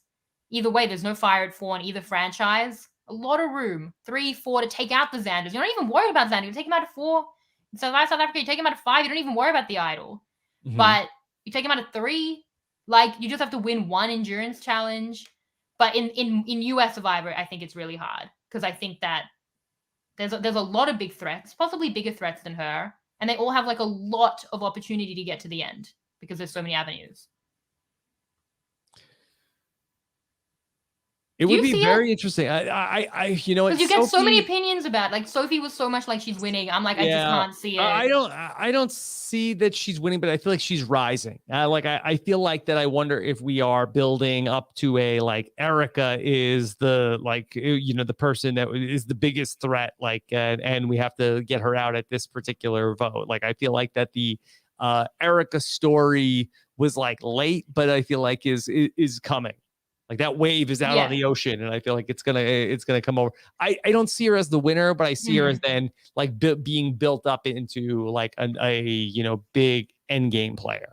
Her whole narrative is the emerging narrative. It's like the lamb to lion thing, and I think that anyone who thinks that she's the winner is couching it in that narrative. But for me, like, they wouldn't make her that unedited or have us as uninvested in her story in the pre-merge just to have her emerge later. Like, it would still have to be somewhat built up for me.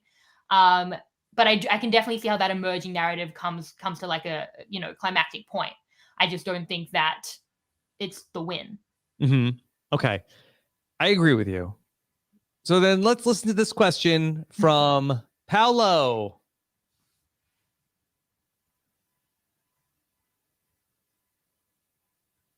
Hi, Rob. Hi, Shannon. This is Paolo calling from Toronto here in Canada.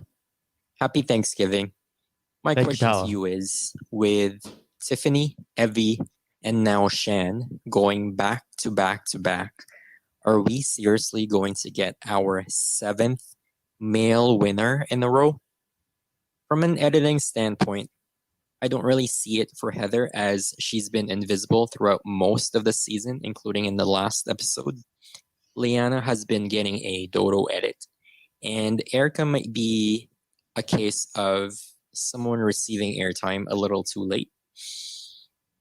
It's been frustrating for me because recently, in the last couple of seasons, they've been showing us that players talk about how we're due for a female winner, and they're dangling this carrot in front of us. Even in the last episode, Ricard was saying how this season is going to be different in the context of a female possibly beating a male in the finals. What are your thoughts? I don't really see it for any of the remaining women in the game. Thank you so much. Okay. If we look at the board here, and there's a lot of talk about that. Okay, well, we're gonna have a woman winner this season, probably. And Shan was, leading the charge. But when we take a look at the jury, only, Nasir is the only man that is on the jury, and we've had like some of our big contenders fall here, with Evie, and Tiffany as well, and now Shan, and doesn't look great for the prospects of a woman winning this season. Yeah, Danny has not voted out a man on his he was like very concerned, and he's like, even justice for Danny. You can be mad about it, but he got what he wanted. No, if I were to order my winner rankings right now, I'd have the 4 men first. So that's the 4 for me. I don't see it. I don't see it in this season, and I think that I know that's disheartening for a lot of people. It might happen, but I know that's disheartening for a lot of people. I know it's something that we've all really wanted. You can watch International Survivor, but it's something that we want in US Survivor, and I think that I think that I'm still unclear on. I think the show has made strides to help different play styles, because I've always said it's alpha beta. It's very much like alpha game styles, which is not divorced from gender. They get rewarded in modern Survivor. It's hard for a woman to play that way and make it to the end often, or it's unpalatable to a jury when a woman plays that way, or harder to prove. And I think that Survivor has in ways pulled back from that. The advantages were that much harder to get. There have been fewer idols. They've been way harder to activate. No one has played an idol so far. But I think, obviously Xander has been helped by the idol. But I do think that I'm not sure yet how much the show is going in the right direction. And we just got to a particular outcome in the season, but we'll be more okay going on. As long as there's fire and no pure rounds and a final 3, it will always tend to the alpha game style. But I think it's pulled back from there. Shannon, does the fact that it's gone on so long make it more of a self-fulfilling prophecy of just that now in another season, and Survivor 42 could be different. Survivor 42, they don't know. Maybe a woman could have won Survivor 41. They're not going to tell them what happened in Survivor 41. But if you're in Survivor 43, and it's we've had 8 straight men win the game. Might as well can't let a woman get to the end, or people are going definitely vote for her. Yeah. And didn't that happen? Right now. And that's what I was going to ask you. Do you feel like that? Where is Ricard feeling like? And I'm sure Ricard would love to see a woman win a season he's not on. But are a lot of players feeling especially I think it'll be different this season, and it probably would. So it creates even more urgency to can't let, you don't want to sit in the end with a viable woman who could win the game, because that there's going to be a lot of sentiment for people to want to have a woman win the season. Well, this is the brilliance and the frustration of Survivor, is that it exists in our world and we talk about it and people are part of that conversation. So a juror like Evie is aware of it and talking about it in confessionals, and yes, is probably more likely to vote for a woman to win.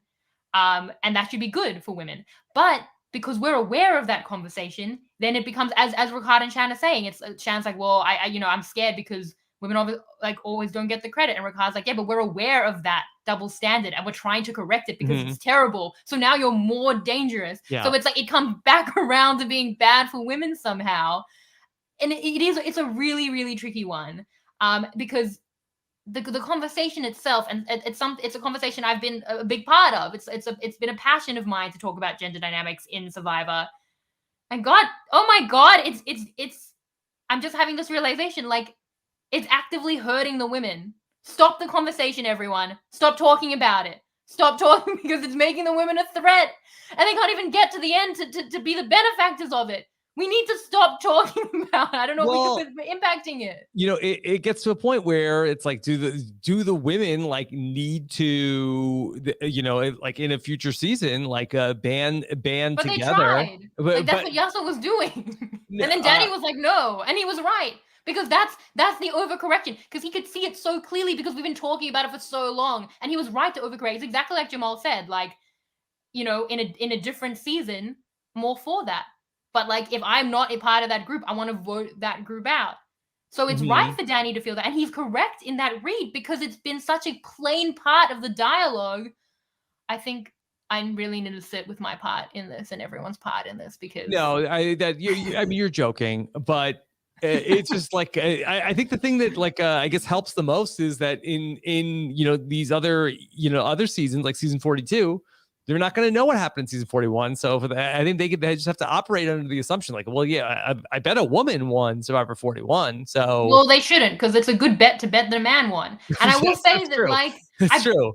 I drafted only men in the preseason draft, and it was a deliberate strategy because I feel the game has been set up that way. Yes, you were the only person that I had heard in the preseason felt like that the 26-day format also was another thing that favored the male players in the game because of just the faster gameplay that you felt like that it led to there being like less votes and more chances for the more aggressive style of play to dominate.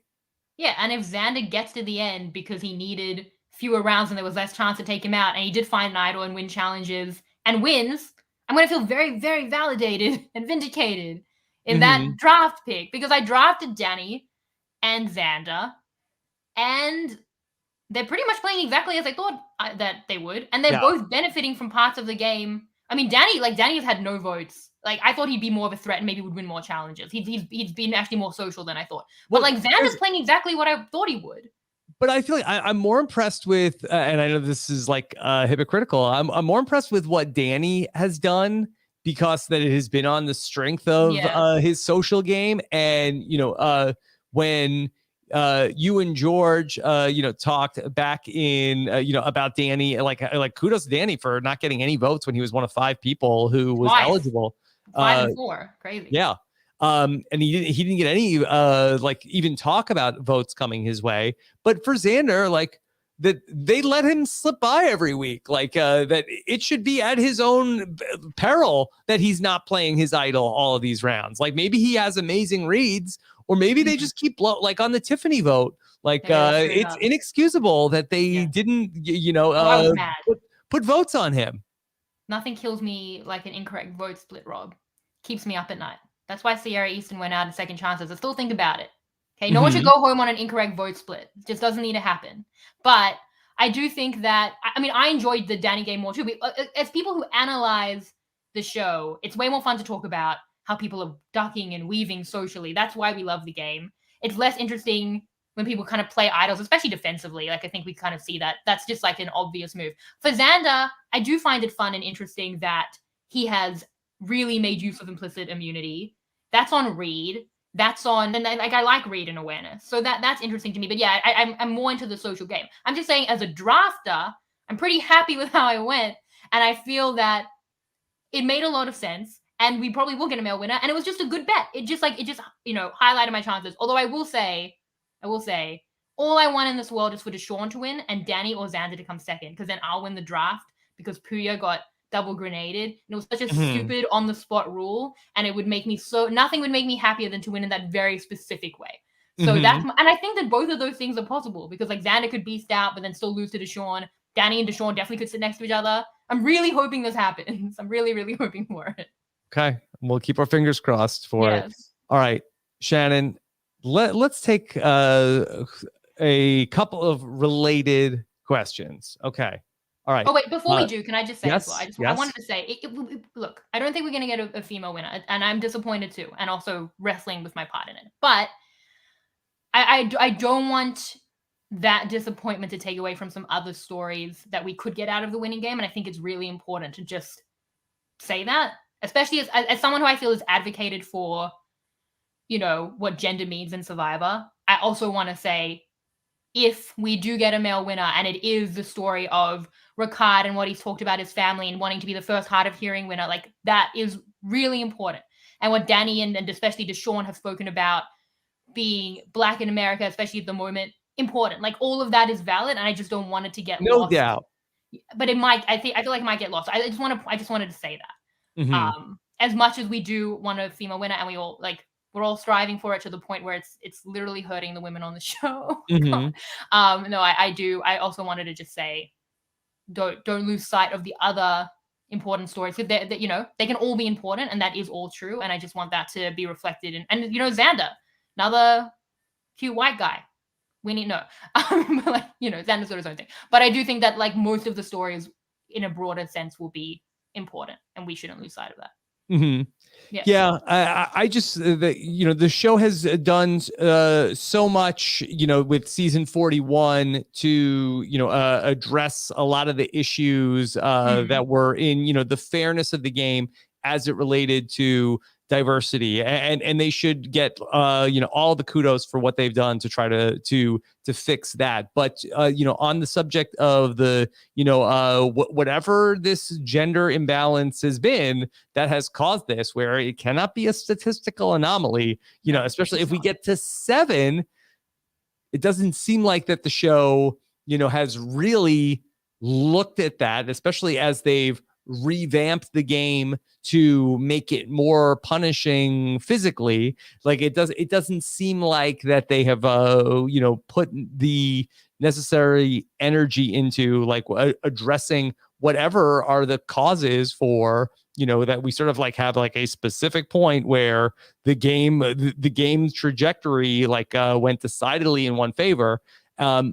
And that I just don't feel like that they've given it ample thought. Yeah, one time Dalton Ross asked Jeff, like at the time it was like we've had like 5 male winners in a row, and Jeff was like, I've never thought about it, and I was like, what, Jeff? You've never thought about that's what kills me. Like you got to be thinking about it. But like even like so the idols were all found by men in the season. Jeannie finds it. So, okay, so that one. And Shan got a lot of Brad trinkets. found it originally, and then it was rehidden, and Jeannie found it. So Brad, on a tribe that was 2 women at that point, so more likely. But Brad, and then Nasir and Xander, and a lot of the trinkets have gone that way. But and Shan's getting it through social play. Like that's what I'm saying is like, that type of play style. She was a huge alpha player, but it was a lot through like her social relationships. And I just want those different play styles to be elevated, even if it doesn't work out the way we want. Like if the show comes out and it's like, we're thinking about it, we see you. No more fire at 4. Pure round, at least at 4. Maybe 5. Idols stop at 6. Do those 2 things for me and hide fewer idols, which they are doing to their credit. But like, do those 2 things for me. And then if men win, it'll be like, well, they have a 50% chance, but you've got to make some change, some of which they have, but I still think there's a lot on the scale to direct to one play style, which is often harder for women to win. So if they just like fire for me, just take out fire, at least 1 or 2 pure rounds of idols, and then we're going to see some other play styles. Then Erica's got a really good chance. Like, then it's a different game. So yeah, I think make some different choices. I feel like that the final tribal council format is another one that I would have pretty high up on the list. I feel like that we end up with like having a lot of pile-on situations. I know Sarah Lucina won the first time that they did that, but ever since then, we get sort of like a lot of groupthink, a lot of just like, everybody just jumping on one person. And whereas, there's less chance for one player to individually speak up, and where we have, players that might not be like as assertive in terms of like jumping into the conversation, like they have less opportunity to speak.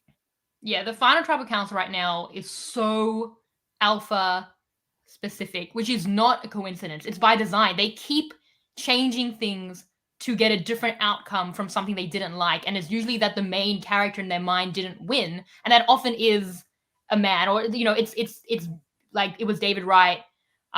It was with like even like the final 3, I always thought was because of like Terry Dietz, like that play. Even like if a man ends up winning from it, it's like not the player that they want. It was Michelle winning, even if that would have been Aubrey. Again, it's not the play styles they want, so they've changed it. So yeah, the final tribal council format, the final 4, the big juries, which is something that they've changed here. But like anytime there's a big jury, it's like people, it can't be on social relationships because they never got to know them. So they maybe weren't even on a tribe with them. And then the final 3, like those are all some pretty massive parts of the end game that lean it to one side. And I always have to qualify that it's not that women can't win that way. It's just that it tends to be more feminine or more masculine. People can play outside of those tropes, but it just can be more difficult. And society accepts it often in different genders more than others. That whether they'll accept that a woman has played like a big game, whether they'll even let that get to the end, or like for like Dawn, whether they'll even like that. So there's a lot especially the end game. There's a lot that's just very alpha based. So all I want to hear is like, we're listening, we hear you, we're making some key changes. And then if a man wins, it's like, well, our time will come. So I'm still waiting to see, because they have pulled back a little bit this season. I don't know if they pulled back enough and we're just getting a certain outcome. Mm-hmm. Not a big enough sample size in the new era because it's one season, but we'll see. It's interesting. It's with the steps they've taken in terms of diversity. They've done such a great job of like correcting the issues at the starting line of the game, of like trying to get everybody on an even playing field to play. But that's not really the issue with gender. We've always had an even number of men and women in the season. It seems like that the problems are more in terms of like how we're handling the finish line and how we're ultimately deciding like the end game. And I just feel like that seems like a thing that the show does not seem to be willing to take a look at. And we have not seen the end game of this season, but we don't anticipate there being any changes to how we're wrapping things up. The problem is that every change was designed based on a man we like who was playing a very specific type of game, a very similar type of game, lost. And how do we correct that? Mm-hmm. And it did, and again, by design, did change the game to being way more focused on a certain type of play that can often be masculine. So again, like women can win, they can play, and like sometimes beta games push through. Tommy was a more beta game, I thought. He didn't like, I at the time I said, it's like he didn't have any idols. It was great. And he happened to be a man. But like they can push through, but it's more rare. Women can play alpha games, but it's harder. So it's just like they just need to even the playing field. Like that's all that it's always been. Mm-hmm. And I just need to know that they're thinking about it. And then our time will come. I don't know that it's this season. I know that everyone like really wants it. I see that and I hear that, and I feel like maybe there's a little bit of hope in the Erica winner edit. And I get it. I'm a realist. Like I don't see it, but I get it.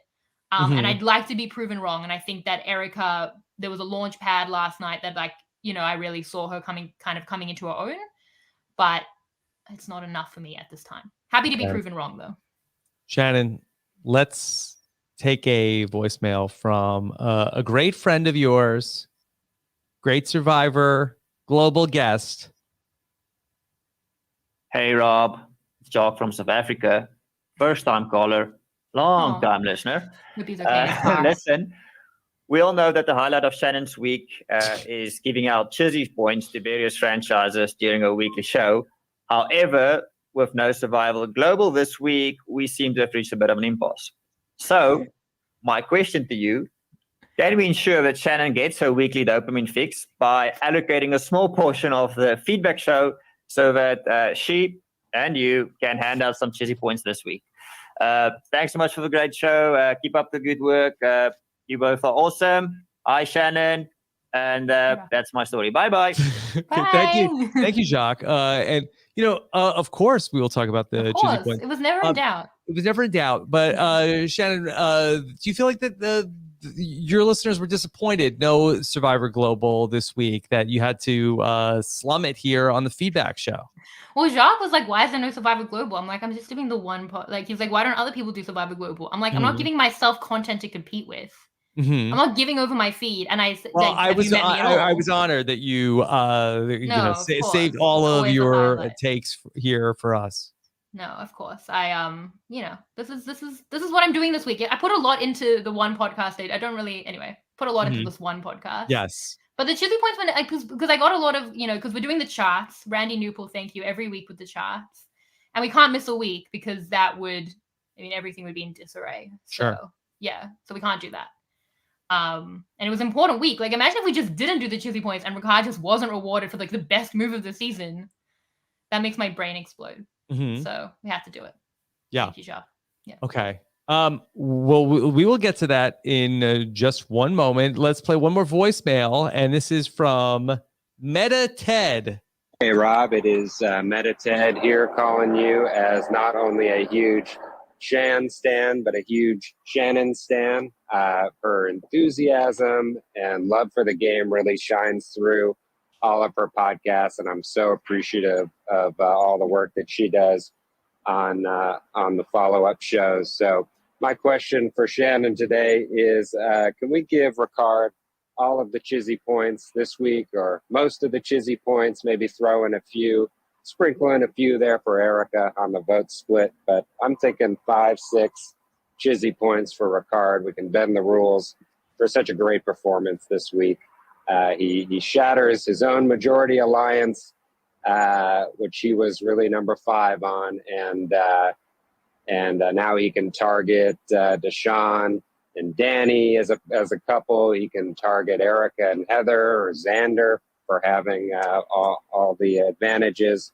Just a great episode for Ricard. So appreciate everything you do. Thanks so much. Bye. Okay. Yeah. Another Shan Stan heard from. Thank you. No, because I was like, when he said Shan Stan, I was like, me or Shan? But then he qualified. Thank you. No, I'm going. Yes. Like, because this is what I was saying to my husband last night, was like, this is the issue with the Chizzy. By the way, how fun is it to be married to me? These are the long conversations that I have with him. Mm-hmm. But I was like, in fairness, they sound a lot more fun than the long conversations that my spouse likes to have with me. Really? Endless Chizzy conversations? What conversations are you having that are so unfun? What do you think about this? It's the house. You are building. You built a house. I long for Chizzy points. Team Nicole on this. I feel like she's probably in the right. But anyway, I will say, like Ricard deserves more than what will probably be 6 Chizzy points this week. Like it's the biggest, and there's no like objectivity to that. Like a couple of weeks ago, Xander got 3 from me in a week where everyone was bad.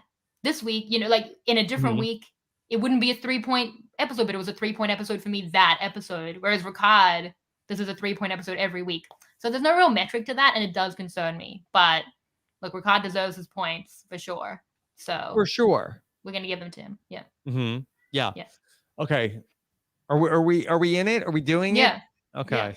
I mean, I think that for this week, I feel like it's the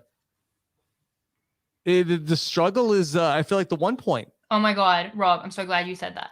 I sent my brother so many voice notes struggling, agonizing over the 1 point that he texted back and said, I hope the listeners know how much you agonize over the Chizzy. Mm-hmm. So I struggled with the 1 point. I struggled. 3 points, I think so obviously Ricard. Yeah. Tony level great. Mm-hmm. 2 points, Erica. Yeah. She structures the split vote.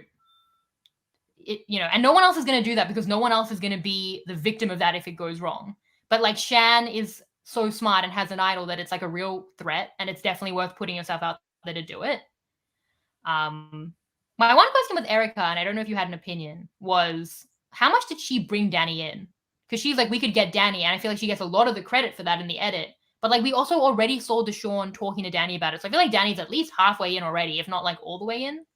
Mm-hmm. I don't know how much you felt like she was actually bringing Danny in. Had she already spoken with Deshawn? So yeah, like Ricard spoke to Deshawn. Deshawn spoke to her and Heather and Danny, and then Erica spoke to Danny. But then she's like, so I don't know if Danny was going to go that way, or if he said I'm cool with it. I don't know if he was actually going to vote that way. Either way, like obviously correct to split and structure it that way. Mm-hmm. I just don't know if it's being overstated, like her role in bringing in Danny.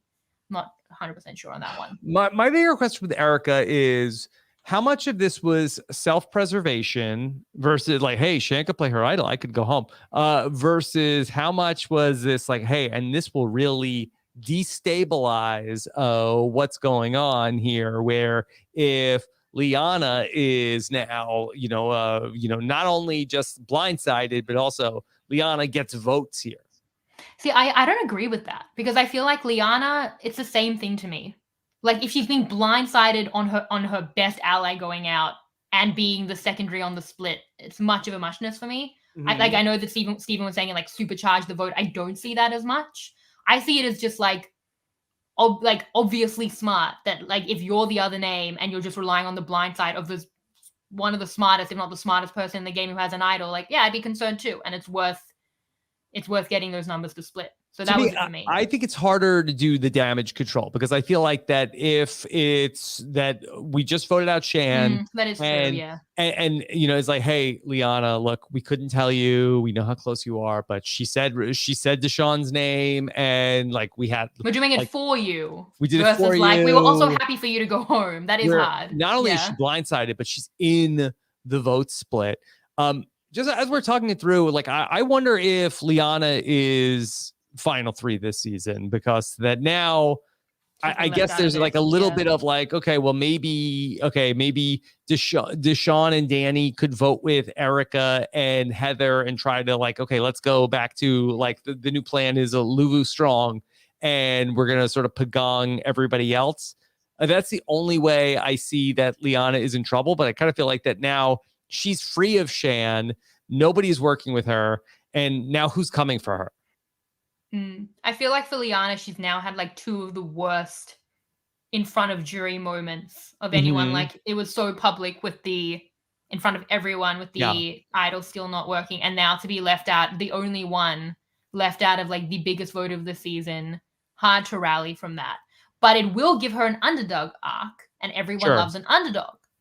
And I guess, like, and if Xander's on the jury, like he might stand up there and give an Aussie type speech. I don't know. Am I fan fictioning? I don't know. I'm a shipper. Like that's me. I'm just shipping Xander and Liana.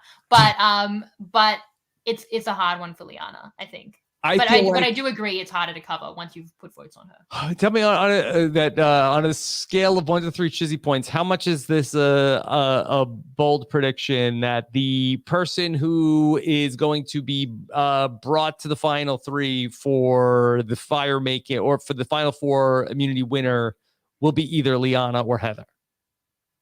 Yeah, I could see that. Yeah, I think that's a good bet. Mm-hmm. Yeah, because you're hoping to sit next to one of them, probably. Mm-hmm. Yeah, I will say in terms of the Liana split, like, really good job on Erica to push that. I think it made sense for everyone. Like, because if you're Deshawn and Danny or Ricard, you don't want to really risk Erica, do you? Because we're saying that might be a war that Erica becomes a really important number in, like. And she brings Heather for someone like Ricard. It's going to be a big tug of war for Erica. I think so. So you don't want to lose her. And Deshawn and Danny are pissing her off probably more. But I think you don't want to risk Erica. And that's a credit to Erica that she's that important numerically now. So I think you do, it makes sense for her to be like, I don't want to risk myself, for them to be like, yeah, that's fair. We don't want to risk you either. Let's give a contingency plan. Is it an oversimplification to say that this next episode is going to be all about, okay, so for Ricard, how do I get Deshawn out of the game? We got to vote out Deshawn, that he's the, next biggest target that's out there. And Deshawn is saying like, hey, Ricard, we already wanted to get him out. Like he just made the biggest move of the game. Now we have to get out Ricard. I think it, but I also think that apparently there's like a big twist. So maybe that really interesting story will be the side story of whatever stupid twist they come up with. But I think that's where the social dynamics will go. I mean, Ricard literally was like, Deshawn lies to me and I don't like it, but I need him now. I'll get him next. So he called his shot. Yeah, I thought this was really amazing from Ricard that he went to Deshawn, and Deshawn point blank lied to his face. And Ricard said, Deshawn, he lied to me. I didn't like that. But he didn't let that stop him. He's like, I can't worry about that right now. He's so calculated. He's so calculated. And that's why he can make this move against Shan. That's why he can do it. And like it's not having that emotional connection, like, or having it and looking past it. Yeah. Like, and that's why I back the decisions, because they feel so rational. He's great. So 3 points for Ricard, right? Yes, going back to the question of the day, who is the 1 point Chizzy? So we agree. So 6 points for Ricard. So we got 4 on Erica. Yes. Okay. Well, okay. So I wrestled, Rob. I wrestled with it because Deshawn, I felt like he won the battle with Shan, as did Ricard, as did Erica. There was like a lot of like long-term battles with Shan that were won. And I felt like credit there, but then was so sloppy telling Liana, suggesting they tell Liana, that interaction with Ricard. I kind of like was leaning then on the rewatch. I was like, too many things. Danny, I like, again, I backed the decision from both of them. But then to tell Liana, it just killed me. And then Xander, he was less, I felt, involved in the decision, but like did hold on to his idol again. The implicit immunity again. Tell me if you notice this when Xander is voting at the end of the episode, he's like holding up like the Shan name, and he's just like I don't know, like I can't believe they're not voting for me tonight. Well, Xander like tried to do the social thing. He was like giving up a rice and giving up a reward, and it just like didn't work out. And now he's like, it's me and my idol against the world, and he's right in that. So in saying that, I am giving the point to Xander just because I felt like Danny and Deshawn were too sloppy, and that I feel that the telling Liana was such a painful misread that if Ricard doesn't win immunity, might be the end of Deshawn. Yeah. You know, like that's the way that it was going. And they did that. And that was an unforced error. So I just can't like reward that. I think you're right. I think it probably is Xander. I mean, but let's just talk it through. Let's just talk it through like the other candidates. Heather. Could Heather be the 1 point Shizzy person? What did Heather do? She went with Erica. She went with Erica to make the second best move of the episode. No. She got picked by Ricard to go on the reward. I'm not going to give her a point for standing next to Erica. Okay. Like, I get that she's part of it, and like good. She's part. To be fair, this whole majority blindsided an exceptional player. Like they all pulled that off. So I'm like really good play across the board. But I can't give. Heather didn't. No, I can't. I'm sorry. Okay. Could you give it to Danny? Yeah, I mean, Danny would be my second choice. The Liana thing, I can't get past it. Could you give it to Deshawn? Deshawn ultimately gets something that he wanted. At what cost, I guess? Rob, it's painful. Well, I wanted, like you said, you went through all the different iterations. I don't want to just, I don't want to just, see the finished product. You make your own decision on your 1 point. Deshawn, especially because Ricard was like, he was so shady, I'm going to get him next time. I felt really bad about that interaction. Like Ricard wins that interaction 100 times over. Deshawn has lied to him so transparently that Ricard is like, I'll use you and then get rid of you. I just okay. Can't. How about you this give it to Danny as an apology point? That's what. How about this for Liana? Okay. This did not go her way. No. But I don't see a way she could have won the game on the trajectory that she was on. Rob, stop. But now she's on a new trajectory. Against her will. Against her will, but maybe it's a good thing. No, she got blindsided in the biggest blindside of the entire season. Like, no. No one considered voting for her to go out. 3 people voted for her. She was that expendable. Yeah. Oh, you don't want to be expendable, but not a priority. That's like, it's like none of the like compliments of being a threat with all of the like lack of connection. Like, she's in such a good position now. Rob, this is a horrible argument. Look, I'm trying to talk it through. The 6 people pulled off the blind side of the season, and Liana was not one of them. But did she do anything that had more agency than what Xander did? Yeah, Xander, like, and I know it seems obvious to us. To play your idol, not to play your idol. Sorry, but. He's not lying to anyone. He doesn't everyone could be lying to him. Ricard in the past has said don't play your idol and was lying, and was trying to flush it. And this, but I think there was just so much going on at this vote. There was so many moving parts. This is very elaborate. It did feel readable. It did feel situational. I think Ricard in the past said play your idol and was lying. Now he's saying don't play your idol and is telling the truth. You're having to read those things. I also think like for Xander, he has been validated in holding onto it till now because he's just gotten so much out of it. And the implicit immunity has been so important for him. So I do think like backlogging that validation for me. And also he just didn't I just can't with the Liana move for Danny and Deshawn. So it's almost a default point for Xander. Yeah. But that's where I'm going. You can go where you want. You give it to Liana if you want to. It would be a strange choice for me. So it's just like with because I really wrestle with the I don't wrestle too. Rob, with the Xander thing, like with playing the idol, like how much credit do you give him for never playing his idol? Like I feel like that the whole game is with the idol. It's like, and I guess with like knowing when you're getting voted out, it's like there's like if you don't know who the sucker is, like it's you. I think that he was in enough on the plan to know that this was all like going to be, this whole big operation was to, vote out Shan here. That there was so much going on that it felt like that, it's like when I got voted out in Survivor All Stars, it was like, I felt like so out of the loop, like I don't think it's me, but like in hindsight, yeah, like it was definitely me. Like there was not a lot of like subterfuge to like try to like get over on anybody else, where I was just like, I thought it was just like, well, I don't know, this is the first time voting with this group, maybe this is just like how it is. It was not. Okay, I was wrong. So yeah. I'm sorry. What are you gonna do? Yeah. But for Xander, I just don't know how much credit. But he's held on to everything. Like, yeah, he hasn't even played his shot in the dark. And there's something in the fact that okay, he could play his shot in the dark next week, and if it hits, he keeps his idol. Like, I would definitely, if I were him, never play the idol before I play my shot in the dark. I mean, unless you really, really need your vote, which Xander is kind of on an island.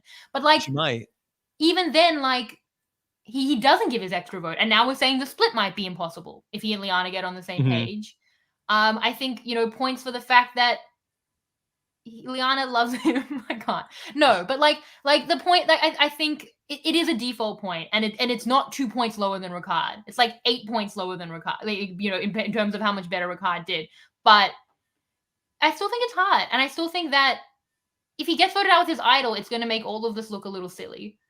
But if he plays it correctly, it's going to look freaking baller. So like, going back to the votes since the merge, like I was going to say, like, well, I want to give him credit for the vote that happened at the merge, but then right before they read the last vote for Sydney, he was like apologizing to Evie, like, oh my God, I'm wrong, I screwed up. No, I know. Well, but that was on Evie. That wasn't on him. Mm-hmm. He was immune. He's fine. Like, he hasn't played it for anyone, and his idol has been a very loyal friend to him. Mm-hmm. He's chosen the idol over his allies, and that is fine for me. Like, it's gotten him very far. Mm-hmm. I think, he should have played it on the Tiffany vote, and they should have voted him out. Like, but I don't know. He read it, but he read Ricard. I guess so. Is that canon? For me, no, nothing. I mean, everything's speculated. Like, Rob, none of us know anything, but like, I think there's sense to it. I think it is impressive. I know it seems obvious on the screen, obviously Shannon, but there's always going to be a little bit of doubt. He doesn't know who to trust. He does read it right. I really appreciate your struggle with this, because I struggled. I think I want to give the point to Xander. I think you should give the apology point to Danny, though, because you've been sleeping on Danny in this. I'll give the apology point to Danny. Okay, great, good. And then when we do an exit interview with Xander, and he says like, Rob, you did all the, I don't know if he listens to 2 hours of this nonsense, but he's like, yeah, all the times that you said that that I should have, like, here's all the reasons why I knew not to play the idol. So, oh my God, that's incredible. I wasn't even thinking about it. Yeah. So it's hard. No. There's something there. Xander got like no confessionals in this episode. I mean, people say, "Oh, he actually got 3 confessionals," but you know what I mean? It's like he didn't feel like a lot of it. I agree. He was not a point of view character in this episode, other than at the end they were like, and Xander kept his idol. I've struggled. I think for me, 6 points for Ricard, 4 points for Erica, and splitting a point each between Danny and Xander feels right to me, because I just feel for Deshawn, there was just too many negatives, so he's out. And then the others we've spoken through. I think that works. I think that it feels right to me. I appreciate that you have struggled with it. And yeah, it was a tough week. It was a really easy week for the 3 and 2. But this is why we do the chizzy, like easy fishy week. Steven doesn't even have to think about it. Best movie of the season. That's why you're 3 deep on the chizzy. Yeah. So that's why it's the superior award. We never give it to the weather. You never give it to the weather. And we have merch, and there's no fishy merch. And you have three things, and you never once give it to like the producers, the weather. And we've been talking about it for like 45 minutes, so there's obviously something there. It's so rich. Do you want to hear the charts? Yes. The charts now? I update them as we go and do the math. So Shan left on 22 points, and Randy Newpool messaged me to say that he was like graying out her little column on the chart, and it made him sad. Has anybody, I guess Australian Survivor is like so long, but like what is the record for Chizzy points in a non-winning game? It's so hard because like South Africa has more episodes, and then like Australia's 3 per episode. You've only been doing the Chizzy points for the US seasons for how long? Well, this is the first one where we had charts. The US, 40 we did most of them. And then for 39, I gave out like a few points sometimes. So this is like really like the first like real US-based season we've done. But Rob's fact checker on Twitter is giving some amazing stats. And actually, apparently he's making he's making like a whole like document on Chizzy stuff. And going back to the record. So like Shan held the record for ages. Like she had like she had like 70% of possible points through like 5 episodes. But then she only got 1 point after that. So really told a story of like 2 halves of the game. But she was on 22 and she's leading. So now we see who can catch her. Ricard just jumped up to 2nd on 18 points. Xand is now on 3rd with 16 points. Danny's on 15 points. Deshawn is now on 14 points. Nasir left on 5. Liana and Erica are both now on 4. Tiffany left on 3. Sydney left on 2. Heather's on 1. And Jeannie and JD left on 1. So it'll be interesting now because I feel like whoever can win the battle, like either Xander beats out, but like maybe like the battle between like Deshawn and Danny and Ricard, like that might also decide the Chizzy winner. So now the chance out. That's the real prize. I agree. This is something that I've spoken to winners / Chizzy winners, and I think we're going to send them mugs. I'm still meaning to do it. We're sending the Chizzy winners Chizzy mugs. Thank you, Rob, for that. And then they might be like, wait, what is this? Well, I don't know if we'll send the US because I feel like the US player won't know, but the South Africa and Australian player are very into it and very excited for their Chizzy mugs. They've been new. Yeah. And I will happily foot the bill to send. You already are. I organized it with Send Sam. a mug to whoever you want, Shannon. Thank you. No, Sam already gave me the details, so I'm actually already doing that. But thank you. Thank you. Yes.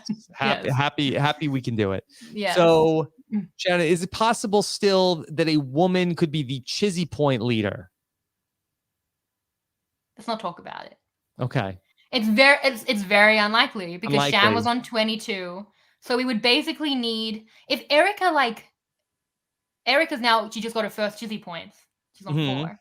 Yeah. But if she dominates to the point where she can block out Ricard any could go of the out others, next, right? Ricard goes out next. That would be so. But Ricard goes out next, and Erica and Heather. Help from Deshawn. Yep. And then Deshawn and Danny go out, and Erica, Heather, and Liana do it all just between the 3 of them. Probably have a woman winner at that point.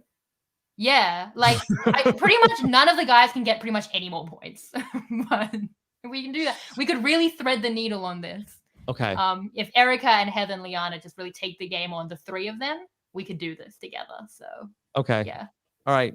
Shannon, are you ready to talk about some Survivor social media? Let's do it. Let's talk. Now, normally we hear from Jacob Sager-Weinstein, who brings us a social media intro every week. Of course, your friend and mine, Jacob Sager-Weinstein, has had a busy week, emailed me, said they could not send in an intro for what is happening? Ponderosa? Like, I get that everyone has Thanksgiving, but I don't. So it's just an annoying week for me. Yeah. Okay. Yeah. But what I can do is play you an earlier jingle from the season. Okay. But it took us a couple weeks. It took us a couple of weeks to figure out what we were doing with the social media. So here is one from earlier in the season. Tweets, baby, tweets. There's a phrase you must note. Tweets. Jacob is the best rapper ever. Or lose your vote. Tweets. Okay. Well, that's hard. That's a hard guess because it was so many different weeks. 2. 3. Week 3. Damn it. So close. A phrase you must note. Okay. Well, we learned the beware advantage in week 2. Mm-hmm. Okay. That's unfair. All right. So Nasir's wife is on Twitter. Her name is Diana. At Diana Coons. She tweeted, watching tonight's Survivor and Rhea bringing in the sass. Nasir said, man, I think I would have done good in this challenge. Rhea said, well, if you played your idol, you would have been in it. Ooh. She's never going to let him live that down. Crying emoji. #Survivor. #Survivor41. At Nasir Relief. Well, she was the one she was hiding them for. Maybe she feels that she should have been more teaching him when to play it. Maybe. Is there a practice that you can do with your kids to teach your parents when to play their idol? No. Well, I mean, I think in the future, the kids should say, hey, mom and dad, like if someone doesn't play their shot in the dark and they were like praying for an idol, red flags. Yeah. My kids would be very mean, I think, if I went on Survivor and lost. And I think that they'd be like, yeah, nice job on Survivor, Dad. Do they know you've lost twice? Dominic you did go on Survivor. does. You just said if I went on Survivor and lost, like Rob, I have got bad news in their for you. lifetime. In their lifetime, yeah. If I left them, and then I feel like that they would be like, we get a lot more toys if you want, Dad. Who would be meaner? Anthony. Yeah, that feels right from everything I know. Yeah. They wouldn't be like comforting. I don't know. Dominic might. He might have that gear. But you know, Anthony, that he is, he's a tough guy sometimes. Is Dominic watching? Dominic is watching. Yeah, Dominic watches with me on Wednesday nights. So he's been enjoying the season. But you know, he or if I watch the episode without him and then I watch it with him, that he starts the episode. He says, "Dad, who gets voted out?" Oh no! And I watched it with him the other day, and he said, "Dad, who gets voted out?" And I was like, "Oh, Ricard." He's like, "Oh, Ricard gets voted out." I said, "Yeah, yeah." And we watched the episode, and then like it's down to Ricard and Deshaun in the immunity challenge, or was it Ricard and Xander in the immunity challenge? And then he's like, "Wait, Ricard's not going to get voted out. You lied. You lied to me, Dad." Yeah, I did. You're right. I did. Watch the show. Like spoilers. I don't like spoilers. So watch the episode. But for a kid, 40 minutes is a lot of time. Like that's more of their lives than of ours. No, it's like an Australian Survivor episode for him. This kid doesn't care about spoilers. Who wins? That's not good. Who gets voted out? You need to correct that, Rob. Just tell me. You need to correct that. Like you can't have children who are seeking out spoilers. They don't care about spoilers. They've watched 6 seasons of Full House this week. In the middle of watching season 6, they just skipped to Fuller House and started watching episodes. That's maddening. They don't care. Kids are just, I can't with that, Rob. They can't. They have no patience. Dad, tell us who dies. Tell us who. Okay, you need to teach them some respect for the process. Yeah, like you don't want people that. What are they going to be on like spoiler Reddit, looking up like who went? No. I don't. They only want to watch stuff if they know what's going to happen. Tell us what. I kind of get that. I mean, as someone who Wikipedia'd movie plots for a long time, so like, but look, I'm happy for any other spoilers, but not Survivor. That like ruins the show. Shannon, when I go downstairs, they're gonna be, Dad, who got the chizzy points? Really? Say, listen to the podcast. Wait, will they ask? Oh, you're joking. Yeah. They don't know what the chizzy points are. Shannon, come on. You think any members of my family listen to my podcast? You think any members of my family know what the chizzy points are? Mm-hmm. No. Will you tell them and ask them who they think should have got 1 point? I will ask Dominic to give out the chizzy points, and then I'll let you know. I love that. Okay. Yeah. All right. So this was an exchange between 2 Survivor luminaries. John Cochran tweeted out this week, "Only NFTs I'm invested in are new fun twists on Survivor." Dalton Ross said, "So you're the one to blame?" Oh, that's it. I'm up here for whenever Dalton Ross wants to dunk on Steven, Cochran. Cochran should have been like, no, that's the other nerdy white Survivor player, TV writer. Yeah. Like, you got it mixed up. I can see how that happens. He's like a bully on Twitter with those guys. Just with those guys? Mm-hmm. Yeah. Wasn't it his cover photo was like Steven crying? He's kind of a bully to them. Okay. Well, it seems like you're Team Dalton. Yeah, I am Team Dalton. Poor Cochran. What did Cochran do to you? I don't know. He likes the NFTs, the new fun twist. Yeah, I don't want to. I don't know what NFTs are. Okay, so twists. That's good. I don't want to. And it's beyond me. Yeah. Okay. Lauren Alexander. She was live tweeting the episode after watching Survivor tonight. My mom, OMG, at Xander Hastings or at Hastings _Xander. He couldn't get Xander Hastings. Is that a real? So reliable that you. I mean, anti-bad handle. I mean, he couldn't get Xander _Hastings. Is there a Xander Hastings? I guess there is. Is it Alexander Hastings? And I don't know his photo, his profile. Yeah, I would say it's somewhat NSFW. Oh, that happens. All right. Well, that was a good bet. That was you can't. Yeah, just regular Xander Hastings. That is not a family friendly. Is he active? It's an so Xander Hastings is a R-rated. Let me just say his bio is small town boy who loves to show off. Okay. What are we doing, Rob? Latest tweet from 2012. Hey all, I will not be on tonight. Something has come up, but I will be on tomorrow, and I'll do a shower show. Come on. Did you not read the tweet before you read it out loud? That's regrettable for Xander Hastings. I think there's a lot of people who go on Twitter like, oh, Xander Hastings, go follow that guy. Oh my God. Like, I didn't know it was going to be like that. You should apologize to Xander. You were like, what, he couldn't get, and then he couldn't.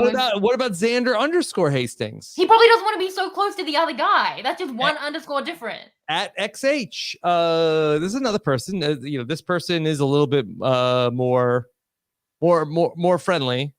Okay. Although, bad news. At Xander _Hastings seems to have a lot of hot takes about vaccines. No, not well, actually, also a good bet. Wow, Rob, you just completed Twitter bingo. You went to 2 random accounts and you got an anti-vaxxer and a porn star. How many Xander Hastings are there? It doesn't matter. That's the way that Twitter is. That's the universe that we've created. It was so obvious. Kudos to at Hastings _Xander, clearly the best Xander Hastings on Twitter. Well, also the porn star might be an anti-vaxxer. Don't rule that out. So maybe but I want to ask. So the first one, Xander Hastings hasn't tweeted since 2012. Yeah, that's right. No, we gotta get that account back for Xander. Yeah, that's not fair. That's not right. That's not like no. Get off the account. You know. Yeah, can we get like the knowledge is power account? Like, can we take his account? Okay. Yeah. So all right. So back to Lauren Alexander. Yeah. Wow. What a detour we took, though. What a fun we're having. Yes. So sorry, Lauren O'Connell. So this is what I call her Lauren Alexander. Her middle name is Alexandra.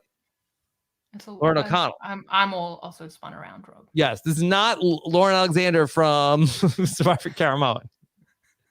Lauren O'Connell, she said that my mom said, OMG, at Hastings _Xander still has his idol, and there's only 7 people left. He's practically in the final 3.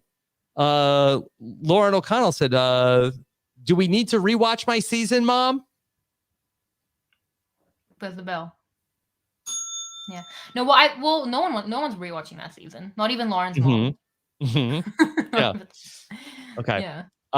There is no edge of extinction. There's no edge of extinction. I mean, that's you'd be happy about that. Yeah. So, and Lauren, as we've said, Lauren's a woman, so Sandy's got a better shot. So. Yeah. Okay. All right. Eric Reichenbach asked, pick 5 Survivor players, any 5.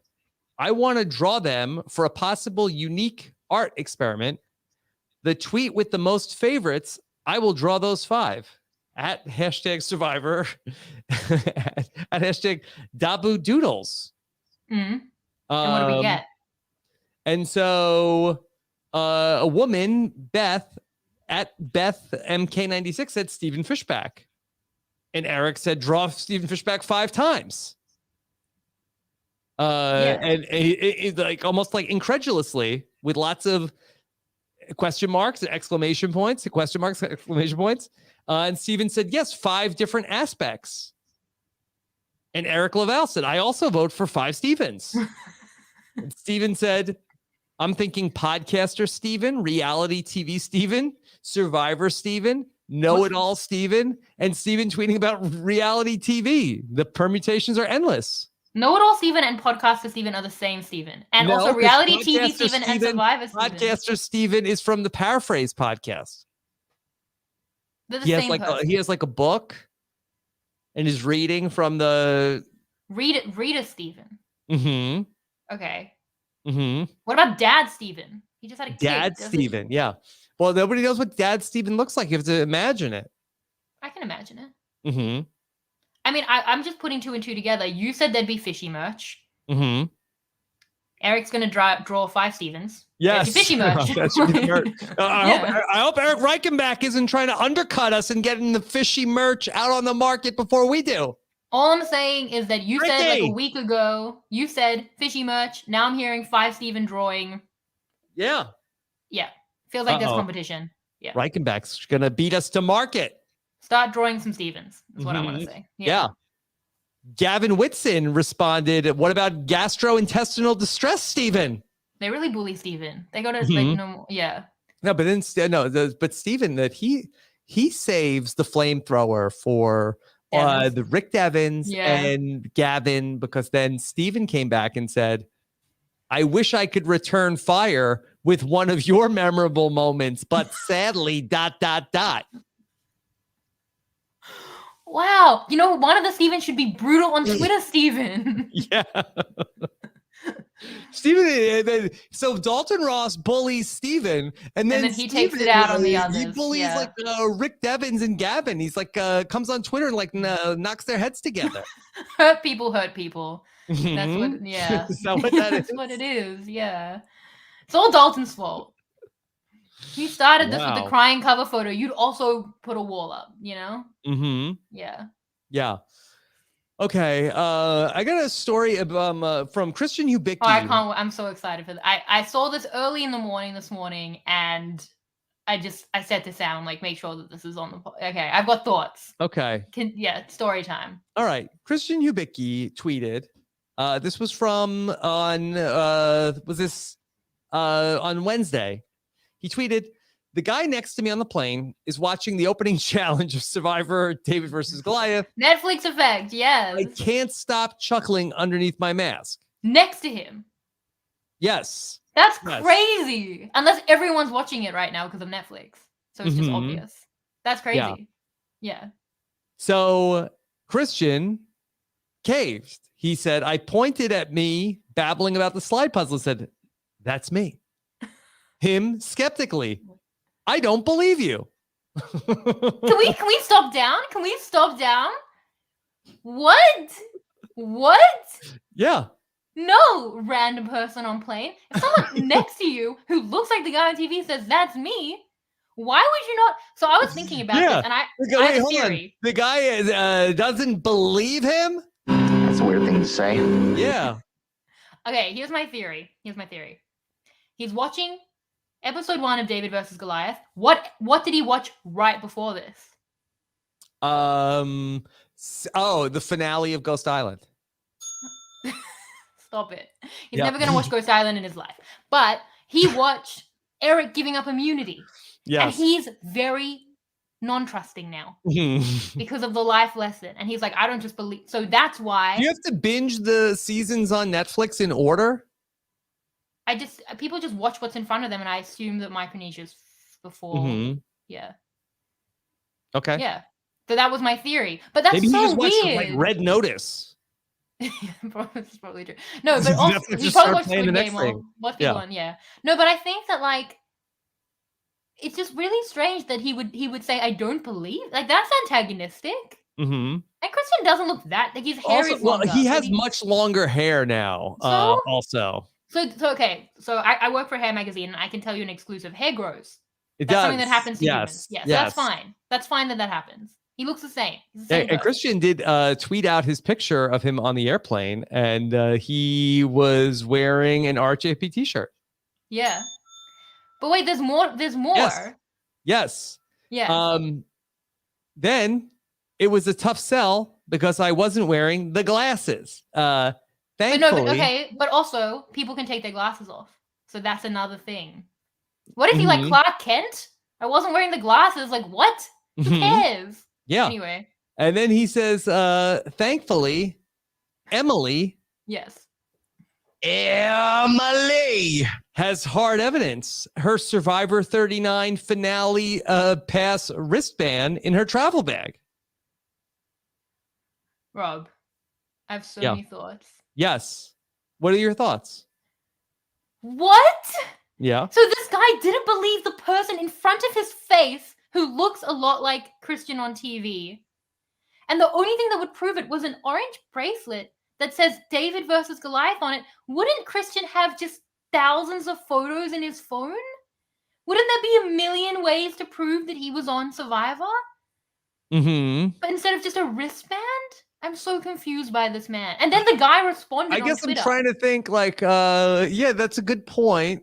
Maybe it was like during takeoff where you couldn't get to your, but the guy had a laptop. So you can always use your phone. Yeah. It's on airplane mode, but you'd have photos.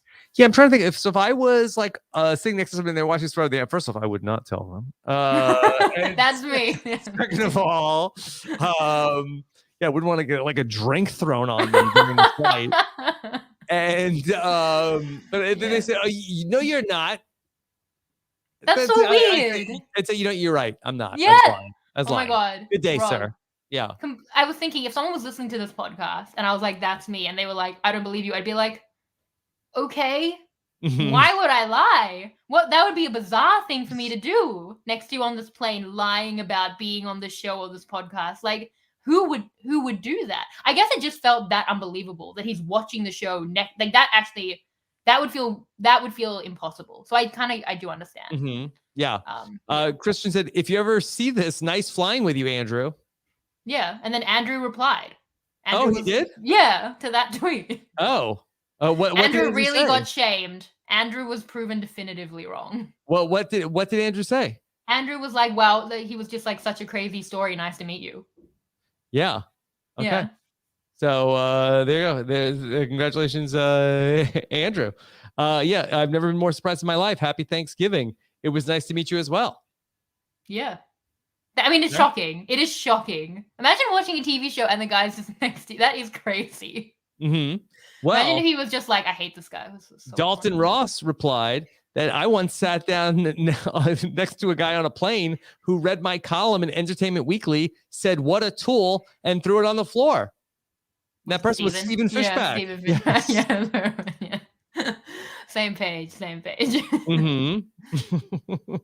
no way. No one. He was reading an actual magazine, like not online, and he threw it on the floor. That's a fake story, Dalton. Is that a fake story? Yeah. That didn't happen.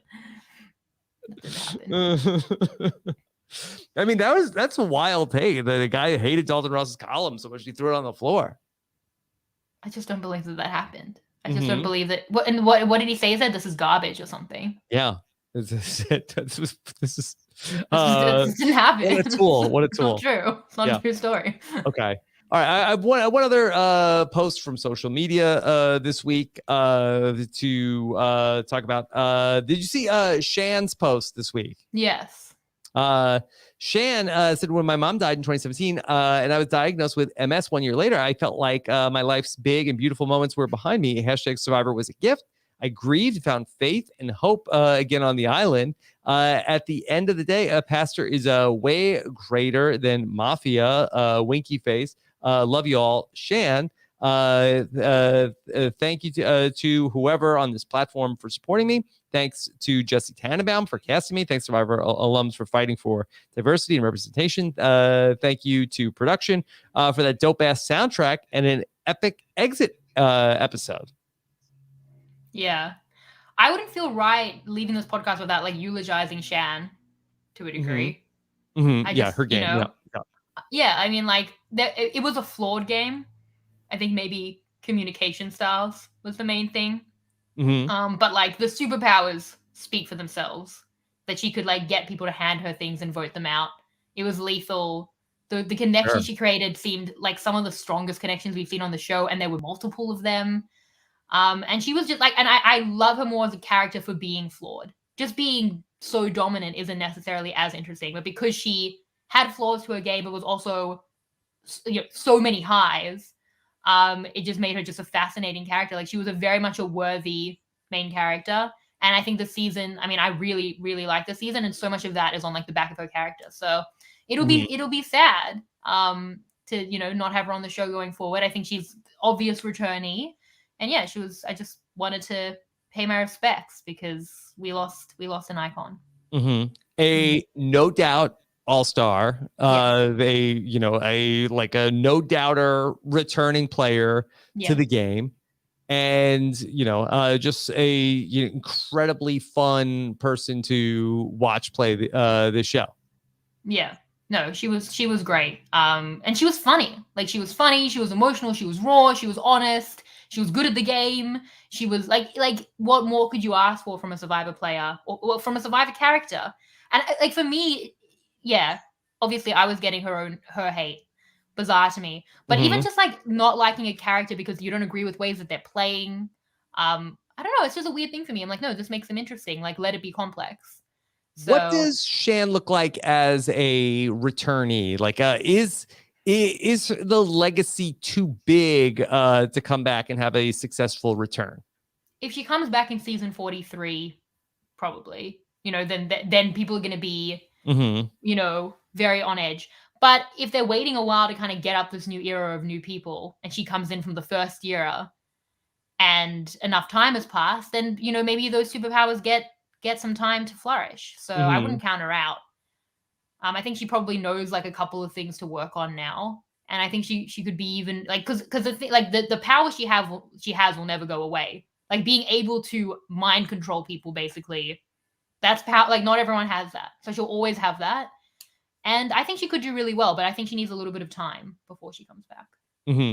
Also, kudos to her that I don't believe that we had previously known that she had a MS diagnosis to go out and play Survivor, and not knowing like how the game, especially in the 26 day season, could affect you.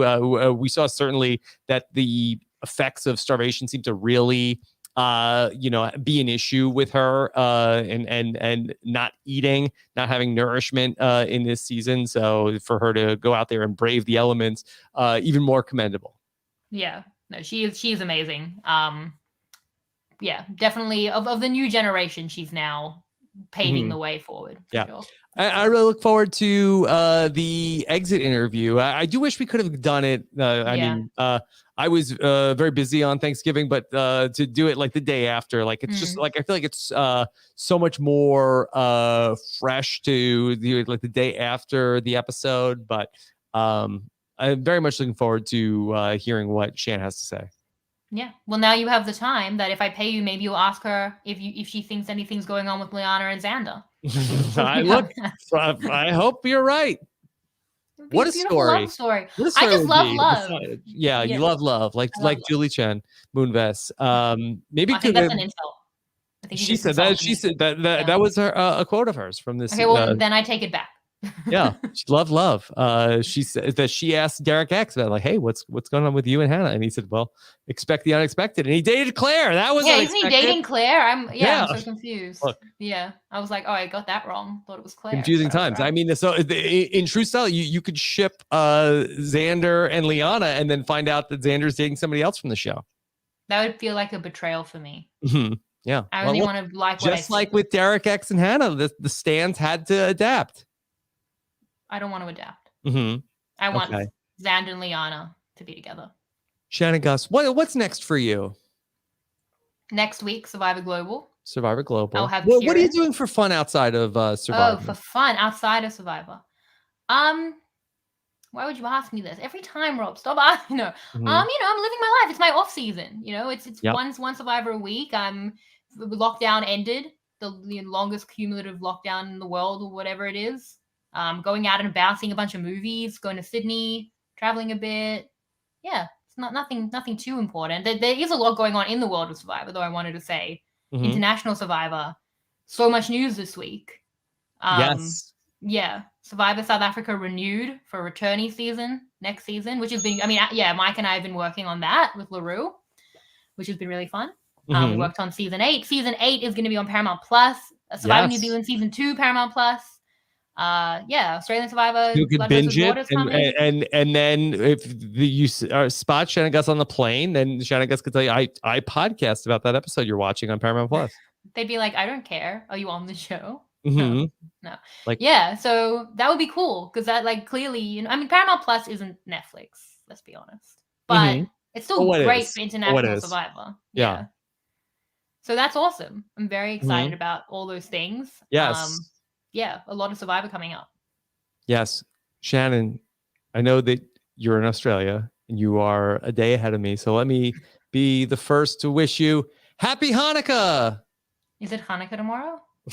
I'm such a bad Jew. Is it Hanukkah tomorrow? I think it's today for you, right? That really snuck up. Yeah. My bad. Happy Hanukkah, Rob. Well, you saying that because I made fun of how you said Baruch Hashem? I blew it. Oh, it is tomorrow. I mean, it's today. Hanukkah's today. Tonight. Okay. Well, thank you for letting me know. Yes. Yes. I'm such a bad Jew. So, all right. So Hanukkah's not one of my, like, I don't celebrate Hanukkah. I mean, Pesach's a big one for me. Rosh Hashanah. But Hanukkah, I'm so bad. I hope my mother-in-law isn't listening to this. She doesn't know that I didn't know it was Hanukkah tonight. I'm so sorry. Okay. That's okay.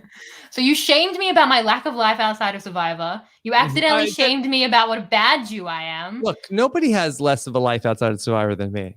Rob was looking at X-rated Twitter accounts. So... It was not X-rated. Oh.